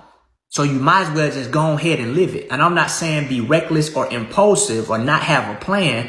I'm just saying there's certain things we need to move out of our way Because tomorrow ain't promised to you. It's not just something that sounds good. It's real. Appreciate that, CC. But sometimes we get complacent and think that, you know what I'm saying, well, we just gonna, how many times we tell people, oh yeah, see you tomorrow. You don't know that. Some of us already done made Thanksgiving plans and Christmas plans. You don't know that. You don't know that. That's why I make sure I do the yes ma'am, no ma'am, and treat people right. Cause I ain't trying to go out. And the last thing I was doing was cussing somebody out on Bigo. I ain't going out like that, bro. That's why I got back online. Cause I was like, bro, I gotta do something about this, bro. I ain't going out like that, bro. The last thing I do with my life ain't about to be cussing nobody out on Bigo. I ain't going out like that, bro. Yes ma'am, no ma'am, man. Appreciate you. Thank you. I ain't going out like that, because today could be my last day for real, for real. Whether that be by some tragic accident or whether that be some type of health issue. You understand? I ain't going. The last thing I'm doing, but I swear, the last thing I do is not about to be spitting on my phone, cussing nobody out. No, ma'am. That's not about to be the last thing. Appreciate that, Coffee. So today being my last day, or tomorrow not being promised to me, it's not that I'm about to go out here and skydive and bungee jump. I just want to make sure I treat people right, because today could be my last day. And I don't want the last image in somebody's mind of me is me being a douchebag. I don't want that to be my lasting memory. Now, I can't go back and erase none of the videos or erase anything from my past, but it don't matter. It doesn't matter about your past. It's all about, can you recognize it and correct it? I don't know who needs to hear this, but the person, place, or thing that brings the most peace to your life should get the most of your time. Love and light, peace and prosperity. Can you correct it? I'm telling you, bro, I used to talk bad. Bro. It's not good. It's not a good look, bro. It's not a good look. Nah, I'm cool. Cool on that. And that's not just online. That's in real life. Like, I don't treat the Walmart cashier less than. I don't treat the trash truck driver less than. I don't treat the mailman less than, because your occupation does not reduce your capacity to be human. Your occupation does not determine how much respect and treatment you deserve. So I'm not going to treat the CEO better than the janitor. I'm not going to do that, bro. Because behind these profiles and behind that occupation is a person that got a mom and a daddy and a son and daughter just like you do. I ain't doing that, bro. I'm not doing that, bro. I'm not treating nobody better because they make this amount of money. I'm not treating nobody less than because they smoke. I'm just going to try to convince you not to smoke by my own example. But I ain't doing that, bro. That pedestal mess, you end up looking like carbonation on that pedestal. You end up looking like Brother Polite. You don't do that. Cause the truth of the matter is, I don't care which way you want to spin it. You can go to school and you can get 45 PhDs. You're not better than nobody. That's the truth of the matter. I don't care if you make $1 billion a year. You're not better than nobody. I don't care if you got Gucci, Prada. I don't care if you got 800 pairs of J's. You're not better than nobody. If you could come from that standpoint, bro, there ain't nothing you can't do. I don't know what these people be thinking they gonna do in life without other people. That junk is an illusion. Ain't no such thing as self-made. Ain't no such thing as a one-man army. What made me change my mind, man, being afforded the space where I had no choice but to think for myself rather than being reliant upon the broadcasting of another person.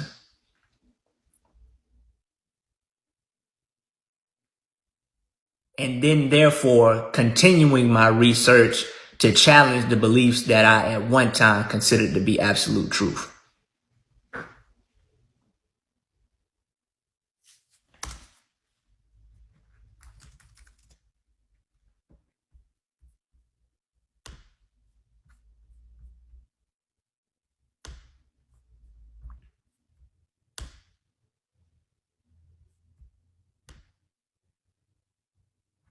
I gotta get some water. I'll be back. Music break.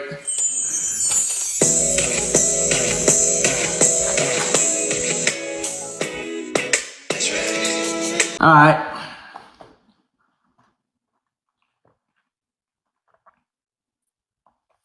Stay hydrated, boy. Can't stand no dry mouth.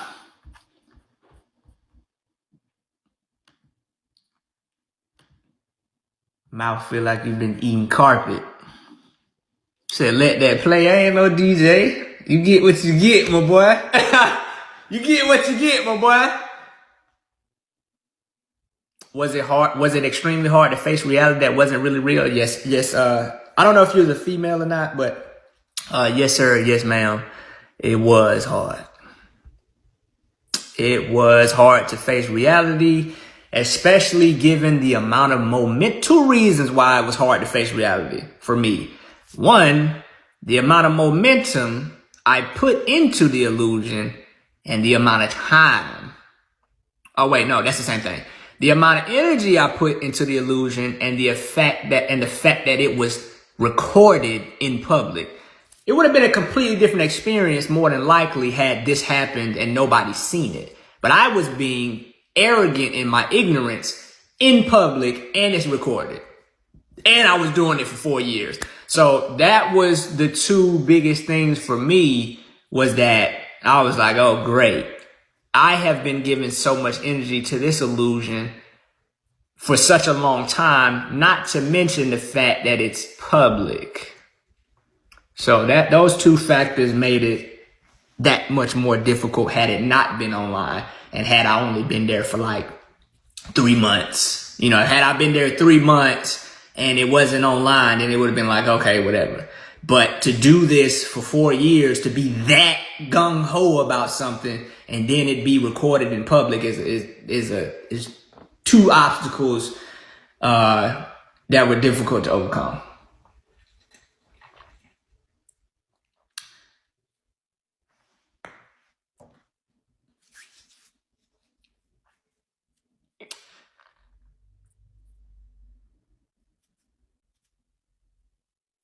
No, I don't follow the same diet plan. I personally am not a big advocate for meat. All right, y'all. A word from Rambo, aka Wild Quetzal. What up, y'all? I'm excited to share an offering that I've been putting a lot of intention and energy into. It's called Wild Brotherhood, and it's a community for conscious, intentional, sovereign-seeking men who are wanting to come together, build themselves up, develop themselves, and level up in all domains of existence. So there's two parts to the Wild Brotherhood. I'll explain it very simply. The first part is a monthly membership that includes weekly video calls, a group chat, access to a network of men who have different skill sets. We will intertwine that with one another, as well as priority access to the in-person events, which is part 2, the gathering. Y'all be sure to check out Rambo at wildbrotherhood.com. Any men out there who are interested in building with like-minded men, check them out. I'm not anti-meat. I just don't have meat as the primary focus of my diet. From my research, I found that the brain's preferred fuel method is glucose, which is a byproduct of carbohydrates. And so I've tested it and I found that eating more potatoes and rice and stuff like that makes me feel better. I feel like meat, for me, like large quantities of meat, I feel like it makes me slow. It depends, Glow Up Doll, because our eating regimen was different depending upon what phase in the cult you're referring to. You know, there was times we would talk about dairy and milk, but we would be eating cheese at restaurants. I remember we were saying, what was we talking about? Let me see. What's another diet thing that we wasn't following that we was telling people to follow? Oh, before I left the cult, they were eating honey buns and ramen noodles, like shrimp ramen noodles and Little Debbie honey buns. But then they're getting online. I ain't even finna hold y'all. But why in the world are these women still holding on when they're now eating ramen noodles and Little Debbie honey buns? Like, what? I'm going to go on ahead and run that back for those of you who did not hear what Aaron, a.k.a. True, just said. What was we talking about? Let me see. What's another diet thing that we wasn't following that we was telling people to follow? Oh, before I left the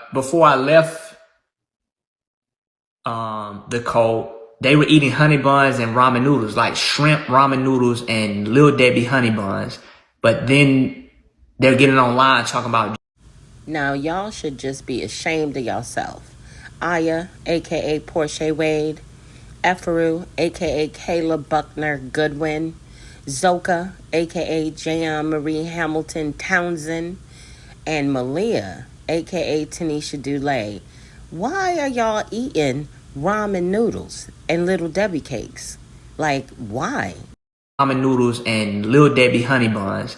But then they're getting online talking about GMO food. I'm like, y'all eat GMO food. Like, what y'all talking about? Just because people can't see it, like,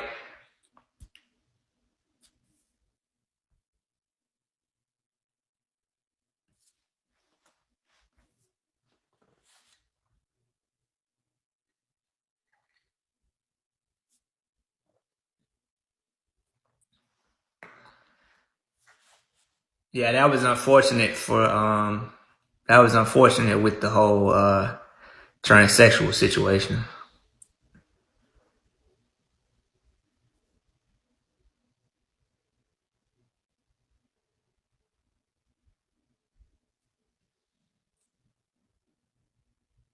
Yeah, that was another thing. We're talking about smoke doesn't belong in the body, but we're smoking black and mild. So, but when you're a cult leader, you can just justify whatever you want to do. So,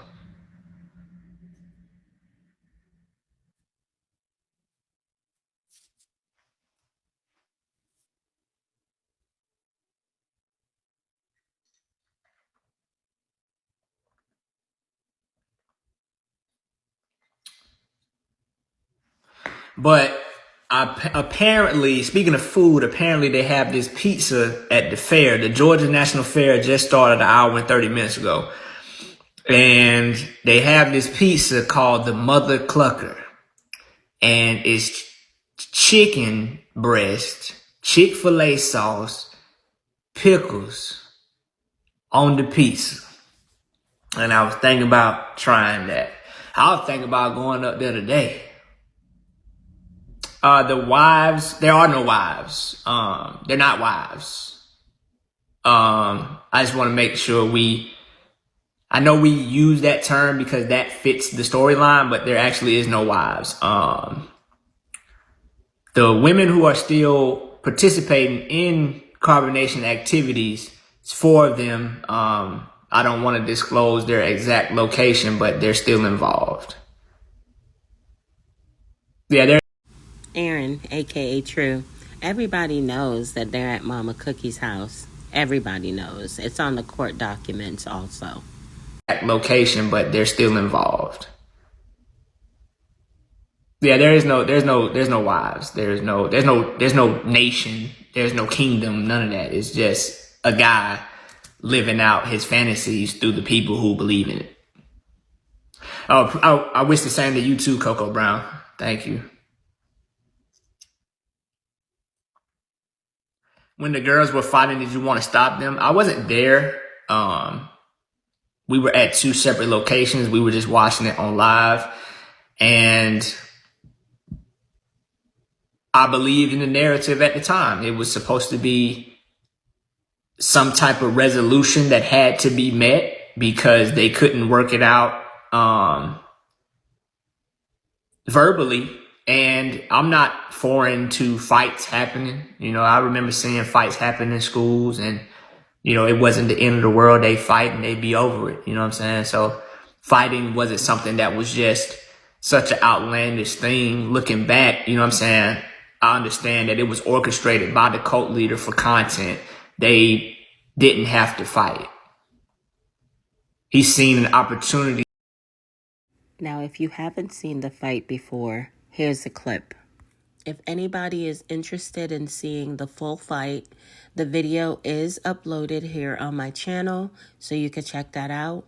I've just put in a few clips to show you guys a little bit of the physical altercation that Velvet and Malia, aka Tanisha Dulé, got into while in the cult, all orchestrated by Eligio Bishop, aka Nature Boy, aka Three God, and he had Aya, aka Portia Wade, and Eferu, aka Caleb Buckner Goodwin, refereeing the fight. Didn't have to fight. He's seen an opportunity to get people to look at him because that's more than likely one of his primary motives. So those women didn't have to fight. It was designed for views. I haven't looked back at any of the videos where I was talking bad to any women, and I really don't think it's necessary to repetitively revisit your past if you're actively correcting the behavior. I've already recognized that that type of behavior is wrong and it's not warranted to anybody because they wear weave or because of their gender. I don't care, and I'm an advocate that it's not warranted to anybody because of their age. I don't think nobody deserves to be talked to like that, whether you're a man, woman, boy, or girl. So I don't have to review the videos to know that what I was doing was wrong. I appreciate that, sweet tea. I haven't had no sweet tea in a long time.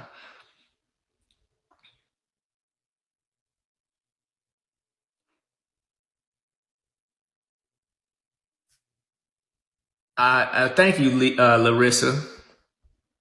If you want to know about Courtney's active online. You can just ask him.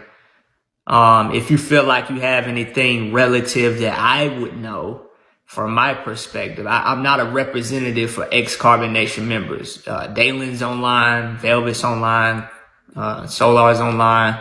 If you have any questions for them, you can just ask them directly. I think that would be the best source of an answer, because I can only probably give you something speculative.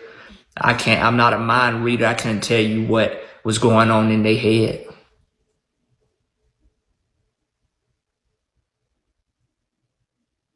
I appreciate that, ATL Tech. Is it Techie? ATL Techie. I was about to say Techie.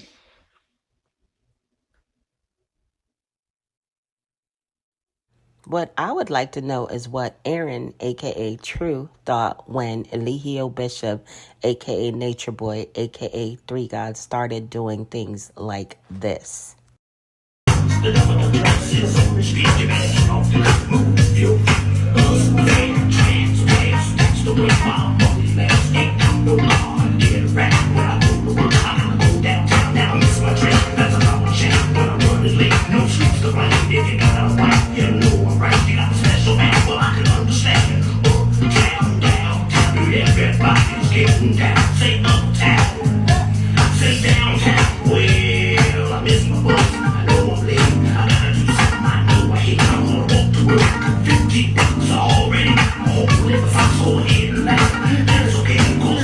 Now, I know y'all see them women in the background trying to copy everything that the cult leader is doing.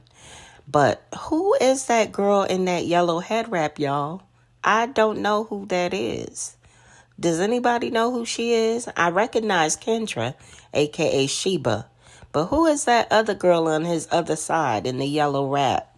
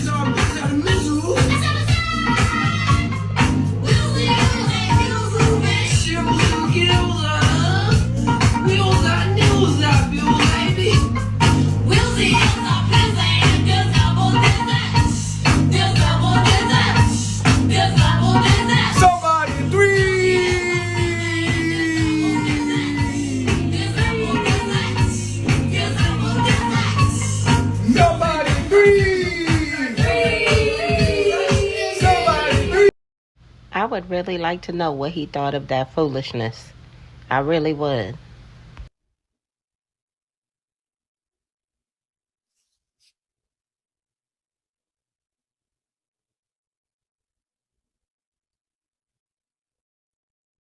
I appreciate that, CC. Oh, the heart tattoo just means speak love. I thought it was cool. I got this tattoo before I joined the cult, just to add it to my collection of tattoos. I'm actually thinking the next tattoo I'm probably gonna get is Malcolm X's glasses, with the date, that the date that he was assassinated. It's probably gonna be one of my next tattoos. It's not gonna be huge. It's gonna be like a little small, little something. I'm glad to be free too, Pepper. No, I don't. When I say I don't believe in polygamy, I'm not saying that I'm anti-polygamy, like nobody should do it. It's just the reason why I don't do it is plain and simple, is because I'm no longer placing women in inferior positions just because I'm a man. And I asked myself, simple, I said, would you want to be the second or third husband to a woman? And I said, no. And I was like, well, that should be good enough reason in itself for a woman to reject polygamy without having to jump through these hoops or explanations on why she don't want to do it. So that's why I don't rock with polygamy personally. If it worked for you, do it. You understand what I'm saying? Do it.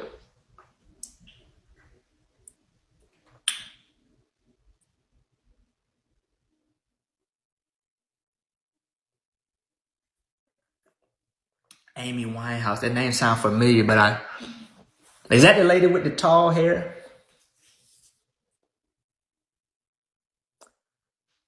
Lip chap. Yeah, me and Kendra still together. Yeah, I thought that was Amy Winehouse. Yeah, but I really admire Malcolm X a lot. Even more now than before, fully getting a picture of what he was thinking during his transition out of the nation. Because I remember the cult leader tried to tell this narrative that Malcolm X was jealous of Elijah Muhammad about some woman, but that wasn't true.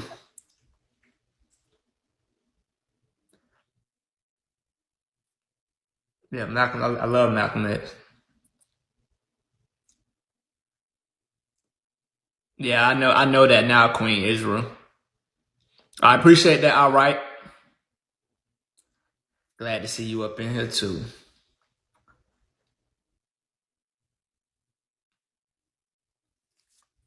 And the more research I do, the more I realize how much I don't know. Now, according to Malcolm, he didn't try to leave. He was actually put out. Appreciate that, pretty next door. Oh yeah, definitely Tina Taylor. That's why it was hard. That's another reason why I'm glad you said that. That's another reason why it was hard for me to leave the cult, because when I decide to do something, I'm not an 80% guy. I'm not a 90% guy. I like to do stuff 100%. I'm the type of person, like, I hate people who are at jobs and they have attitude. I'm like, just don't work it. I'm like, why are you sitting up here doing 30%? Like, if you don't want to give 100% to something, don't do it. Like, just don't do it, bro. Like, I'm a 100% type person. It's either 0 or 100. Like, I hate what it feels like to receive 80% or 70% from somebody. So therefore, if I'm going to do something, I'm only going to mess with it if I'm going to give 100% to it. But that ended up being to my dang detriment. And, but it actually ended up being a simultaneous benefit, because when I decided to leave the cult, it was done. There was no back and forth. There was no, I think I might leave, but let me see what. No, it was done. It was over. Once I came to that conclusion, it was 100% done. And that's why I've been 100% in the opposite direction since.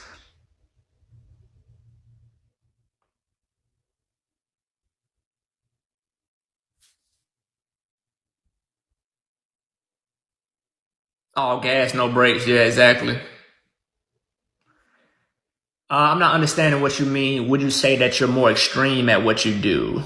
You mean like, well, I don't consider 100% extreme. I feel like I feel like you're not going to get out of it what you want to get out of something if you don't put 100% in it. You might well not do it because you just wasting your time. You're going to be disappointed. Just like people who work jobs that they don't really want to work. You're disappointed because you don't really want to be there. It's not the job. You can't even give 100% to something and expect it to work. I mean, you can't expect to give 90% or 80% into something. That's what I'm saying. 842260167. Like, you wouldn't even want to be in a relationship with somebody that's not giving you 100%. That's not to say they give you 100% of their life, because you can't expect that to nobody. But if you're going to be in a relationship, but leave me alone.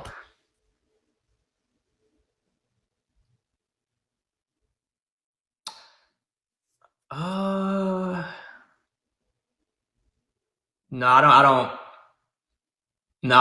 don't know a higher empath. I don't know about that one, bro. I don't know why they would, but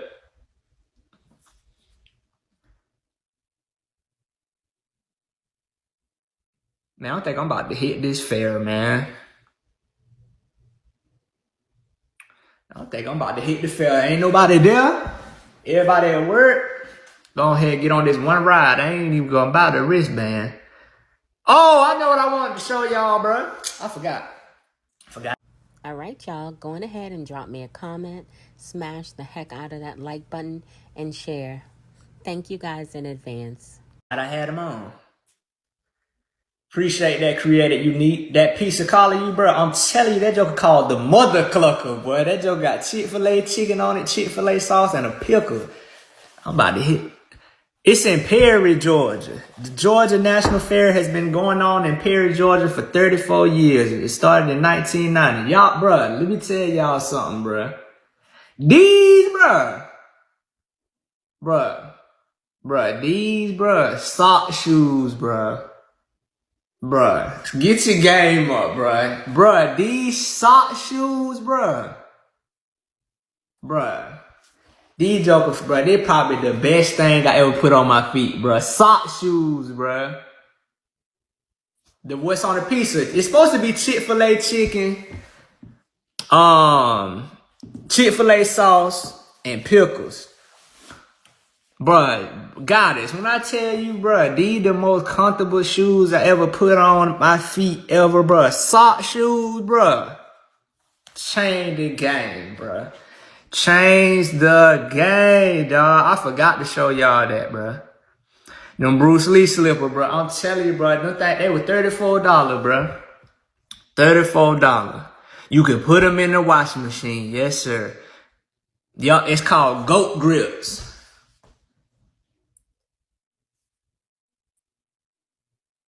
Better than Crocs, bro. Hold on, humbly spoken. Let me show y'all these jokers, bro. Goat Grips, bro. Bro, when I put these jokers on, I was like, boy, these jokers don't feel like nothing. Goat Grips. Bruh.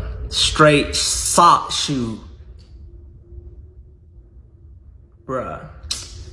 I wear these jokers every day it don't rain. Off the chain. Sock shoes. Goat Grips.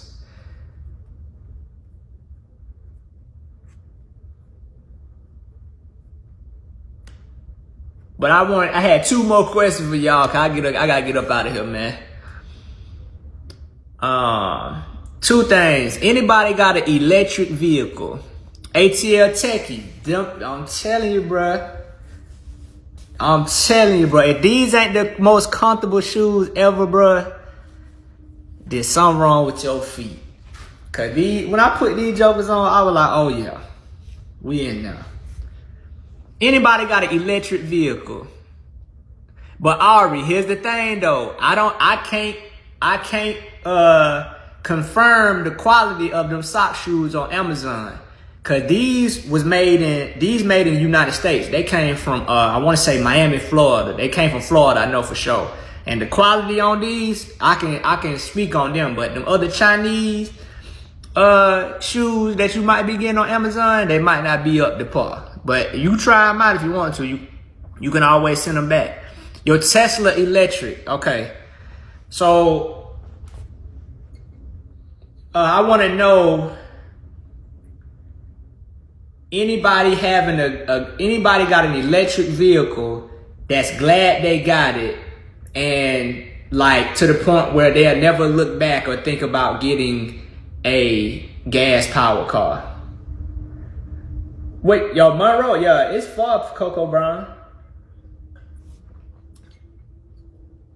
Yeah, that's pretty far. But 2 hours really ain't that far. It just depends upon who you are as a person.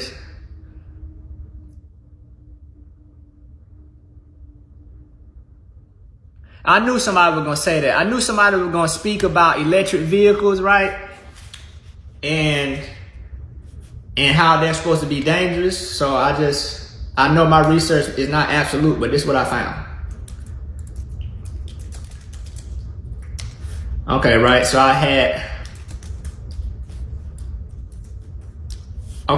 so the people who say that electric vehicles are dangerous because they be catching on fire, right? So from what I seen, there is a 1 in 38,000 chance of fire happening in the electric vehicle, right?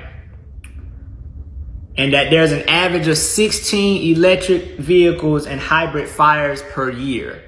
On the contrast, car accidents are a leading cause of injury and death in the U.S. In fact, at least 7.3 million motor vehicle accidents occur each year across the nation. And that works out to 19,937 crashes a day.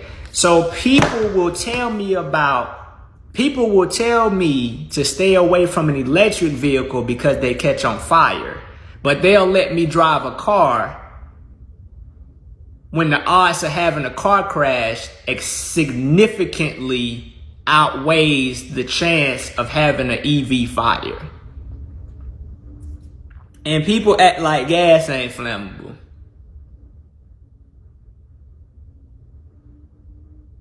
So what y'all think about that? Anybody in here a proponent for electric vehicles? Because you can your chances of dying in a car with a combustion engine,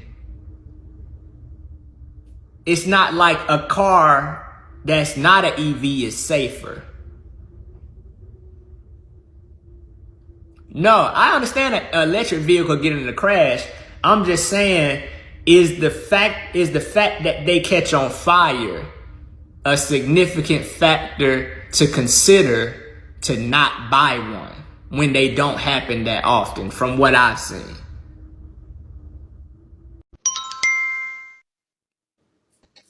How's it going, man? What's up, man?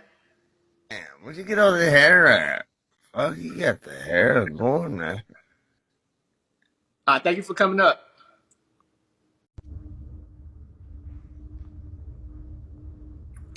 All right, anybody got an EV? Anybody got an electric vehicle? And they're like, listen, I'm so glad I got an electric vehicle. I'll never get a gas car again. Appreciate that, Kamaya. And the reason I'm asking is because I'm looking at the amount of maintenance that an electric vehicle takes, and the amount of emissions that they put out is significantly different from a combustion engine. Like, there's no spark plugs, there's no oil changes. And I would like to avoid that if I could. But I also would like to hear from somebody that actually has an EV, because I done read some reviews about something and the reviews was wrong. So your experience. Now, Bush Babies, I see y'all in the analytics. I be seeing y'all. I don't understand how y'all just watching the content and not subscribed. You should go on ahead and subscribe so that you are notified when I drop new content or when I go live. Come on over to the channel, guys. You'll love it here. And the reviews was wrong. So your experience don't necessarily equate to everybody's experience. I ain't know they had no solar vehicles. So I guess ain't nobody got no EV like that. All right, bet. And so the last thing I wanted to ask y'all before I get up out of here is, what's up, Tabby? Good morning. Last thing I wanted to ask y'all before I get up out of here is, apparently the Powerball is at an estimated $1.4 billion. If you were the sole person to hit the Powerball, if you won $1.4 billion, what would you do with that money? What would you do with $1.4 billion? Let's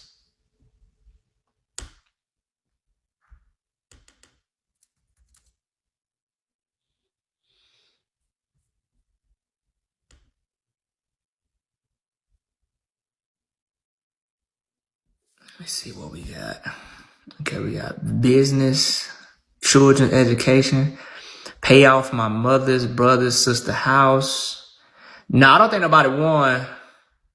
Give it to people in need, build shelter for the homeless, pay my rent so I don't get evicted, invest in mine and my kids' dreams, build a few schools, pay off mortgage, help homeless people.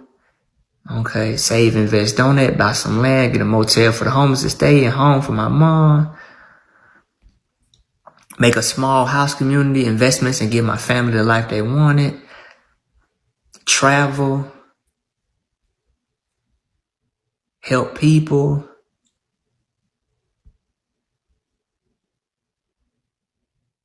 Build affordable community, take care of me and my daughter.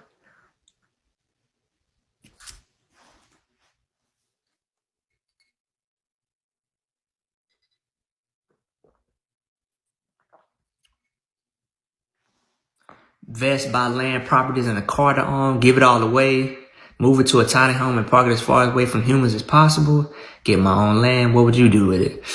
First thing, I would find a way to distribute it to some of my closest friends and family without it negatively affecting them tax-wise. And a part of that agreement, I would make sure I have a lawyer and an accountant.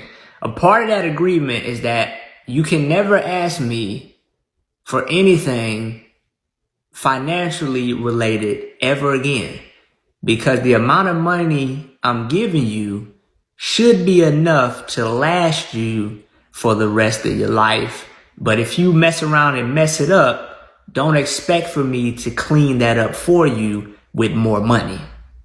So that would be the first thing. So I would go ahead and get that out of the way. Here's your money. But a part of that is you could never ask me for anything financially again. Sign. Then I would have the accountant make sure that we can avoid these tax implications before they mess around and a large part of the money ends up negatively affecting me for giving the money and them for receiving the money. So let me get with a good accountant and a good lawyer.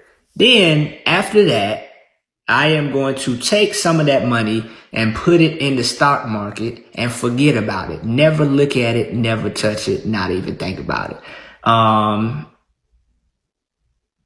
And then I'm probably going to spend the rest of my life. I'm not buying a house. I'm probably just gonna go from place to place, country to country, until I just find a place that I'm like, I don't want to leave here. But all of that money is going to be spent traveling. And also I will find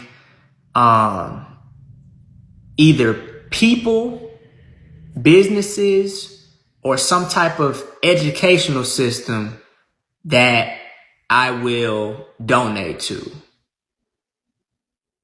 Some type of athlete, some type of student. I'm going to find something or somebody, some group or some organization to put them in a position where they may not have otherwise been able to go to without the money.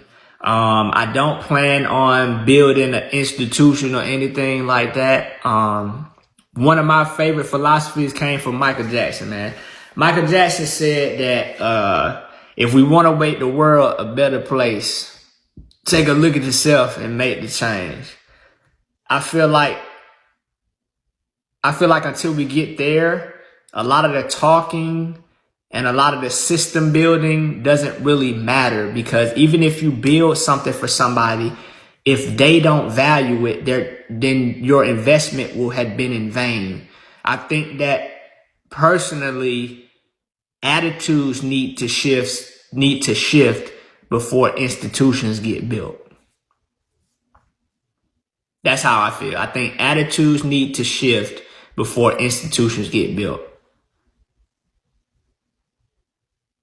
Because I can only imagine how many parks have been built and people done tore the nets up and dunked on the rims and bent the rims up, or done spray painted stupid stuff on the building, or they selling drugs at the building or whatever. So you can, even if you give, it's like if you give somebody a institution or money and they don't value themselves, they're gonna destroy what it is you built. That's just my belief, right? That's just my belief. I could be completely wrong. I personally don't think that it would be a good idea to give somebody in your family a large amount of money when they haven't even showed the ability to manage small sums. I think you'd be doing them a disservice by giving them that much freedom in such a quick amount of time. They won't be able to handle it. And before you know it, I remember seeing this guy, he won the lottery for $2 million. He broke now. And they say that he was more drunk and more high after the money than he was before the money. So I just think that there's a false narrative that money solves problems when it can actually end up exacerbating them. But that's it, man. Holla at y'all, man. I'm probably about to go to the fair and get the piece. All right, y'all. I hope y'all enjoyed this video as well as my commentary. Please be sure to drop me a comment, smash the heck out of that like button, and share. Guys, I want to give a warm welcome to all of my new subscribers. Hey, y'all. Welcome to the channel. To all of my OGs, my day ones, my ride or dies. Y'all already know what it is. Big up yourself. We in the building with it. Bush babies, y'all already know what it is. Come on over. Like I said, you'll love it here. Replay gang gang. Y'all know I'm rocking with the replay gang gang. What up, y'all? Make sure y'all drop me a comment, smash that like button, and share. All right, y'all. I'm out of here. Until next time.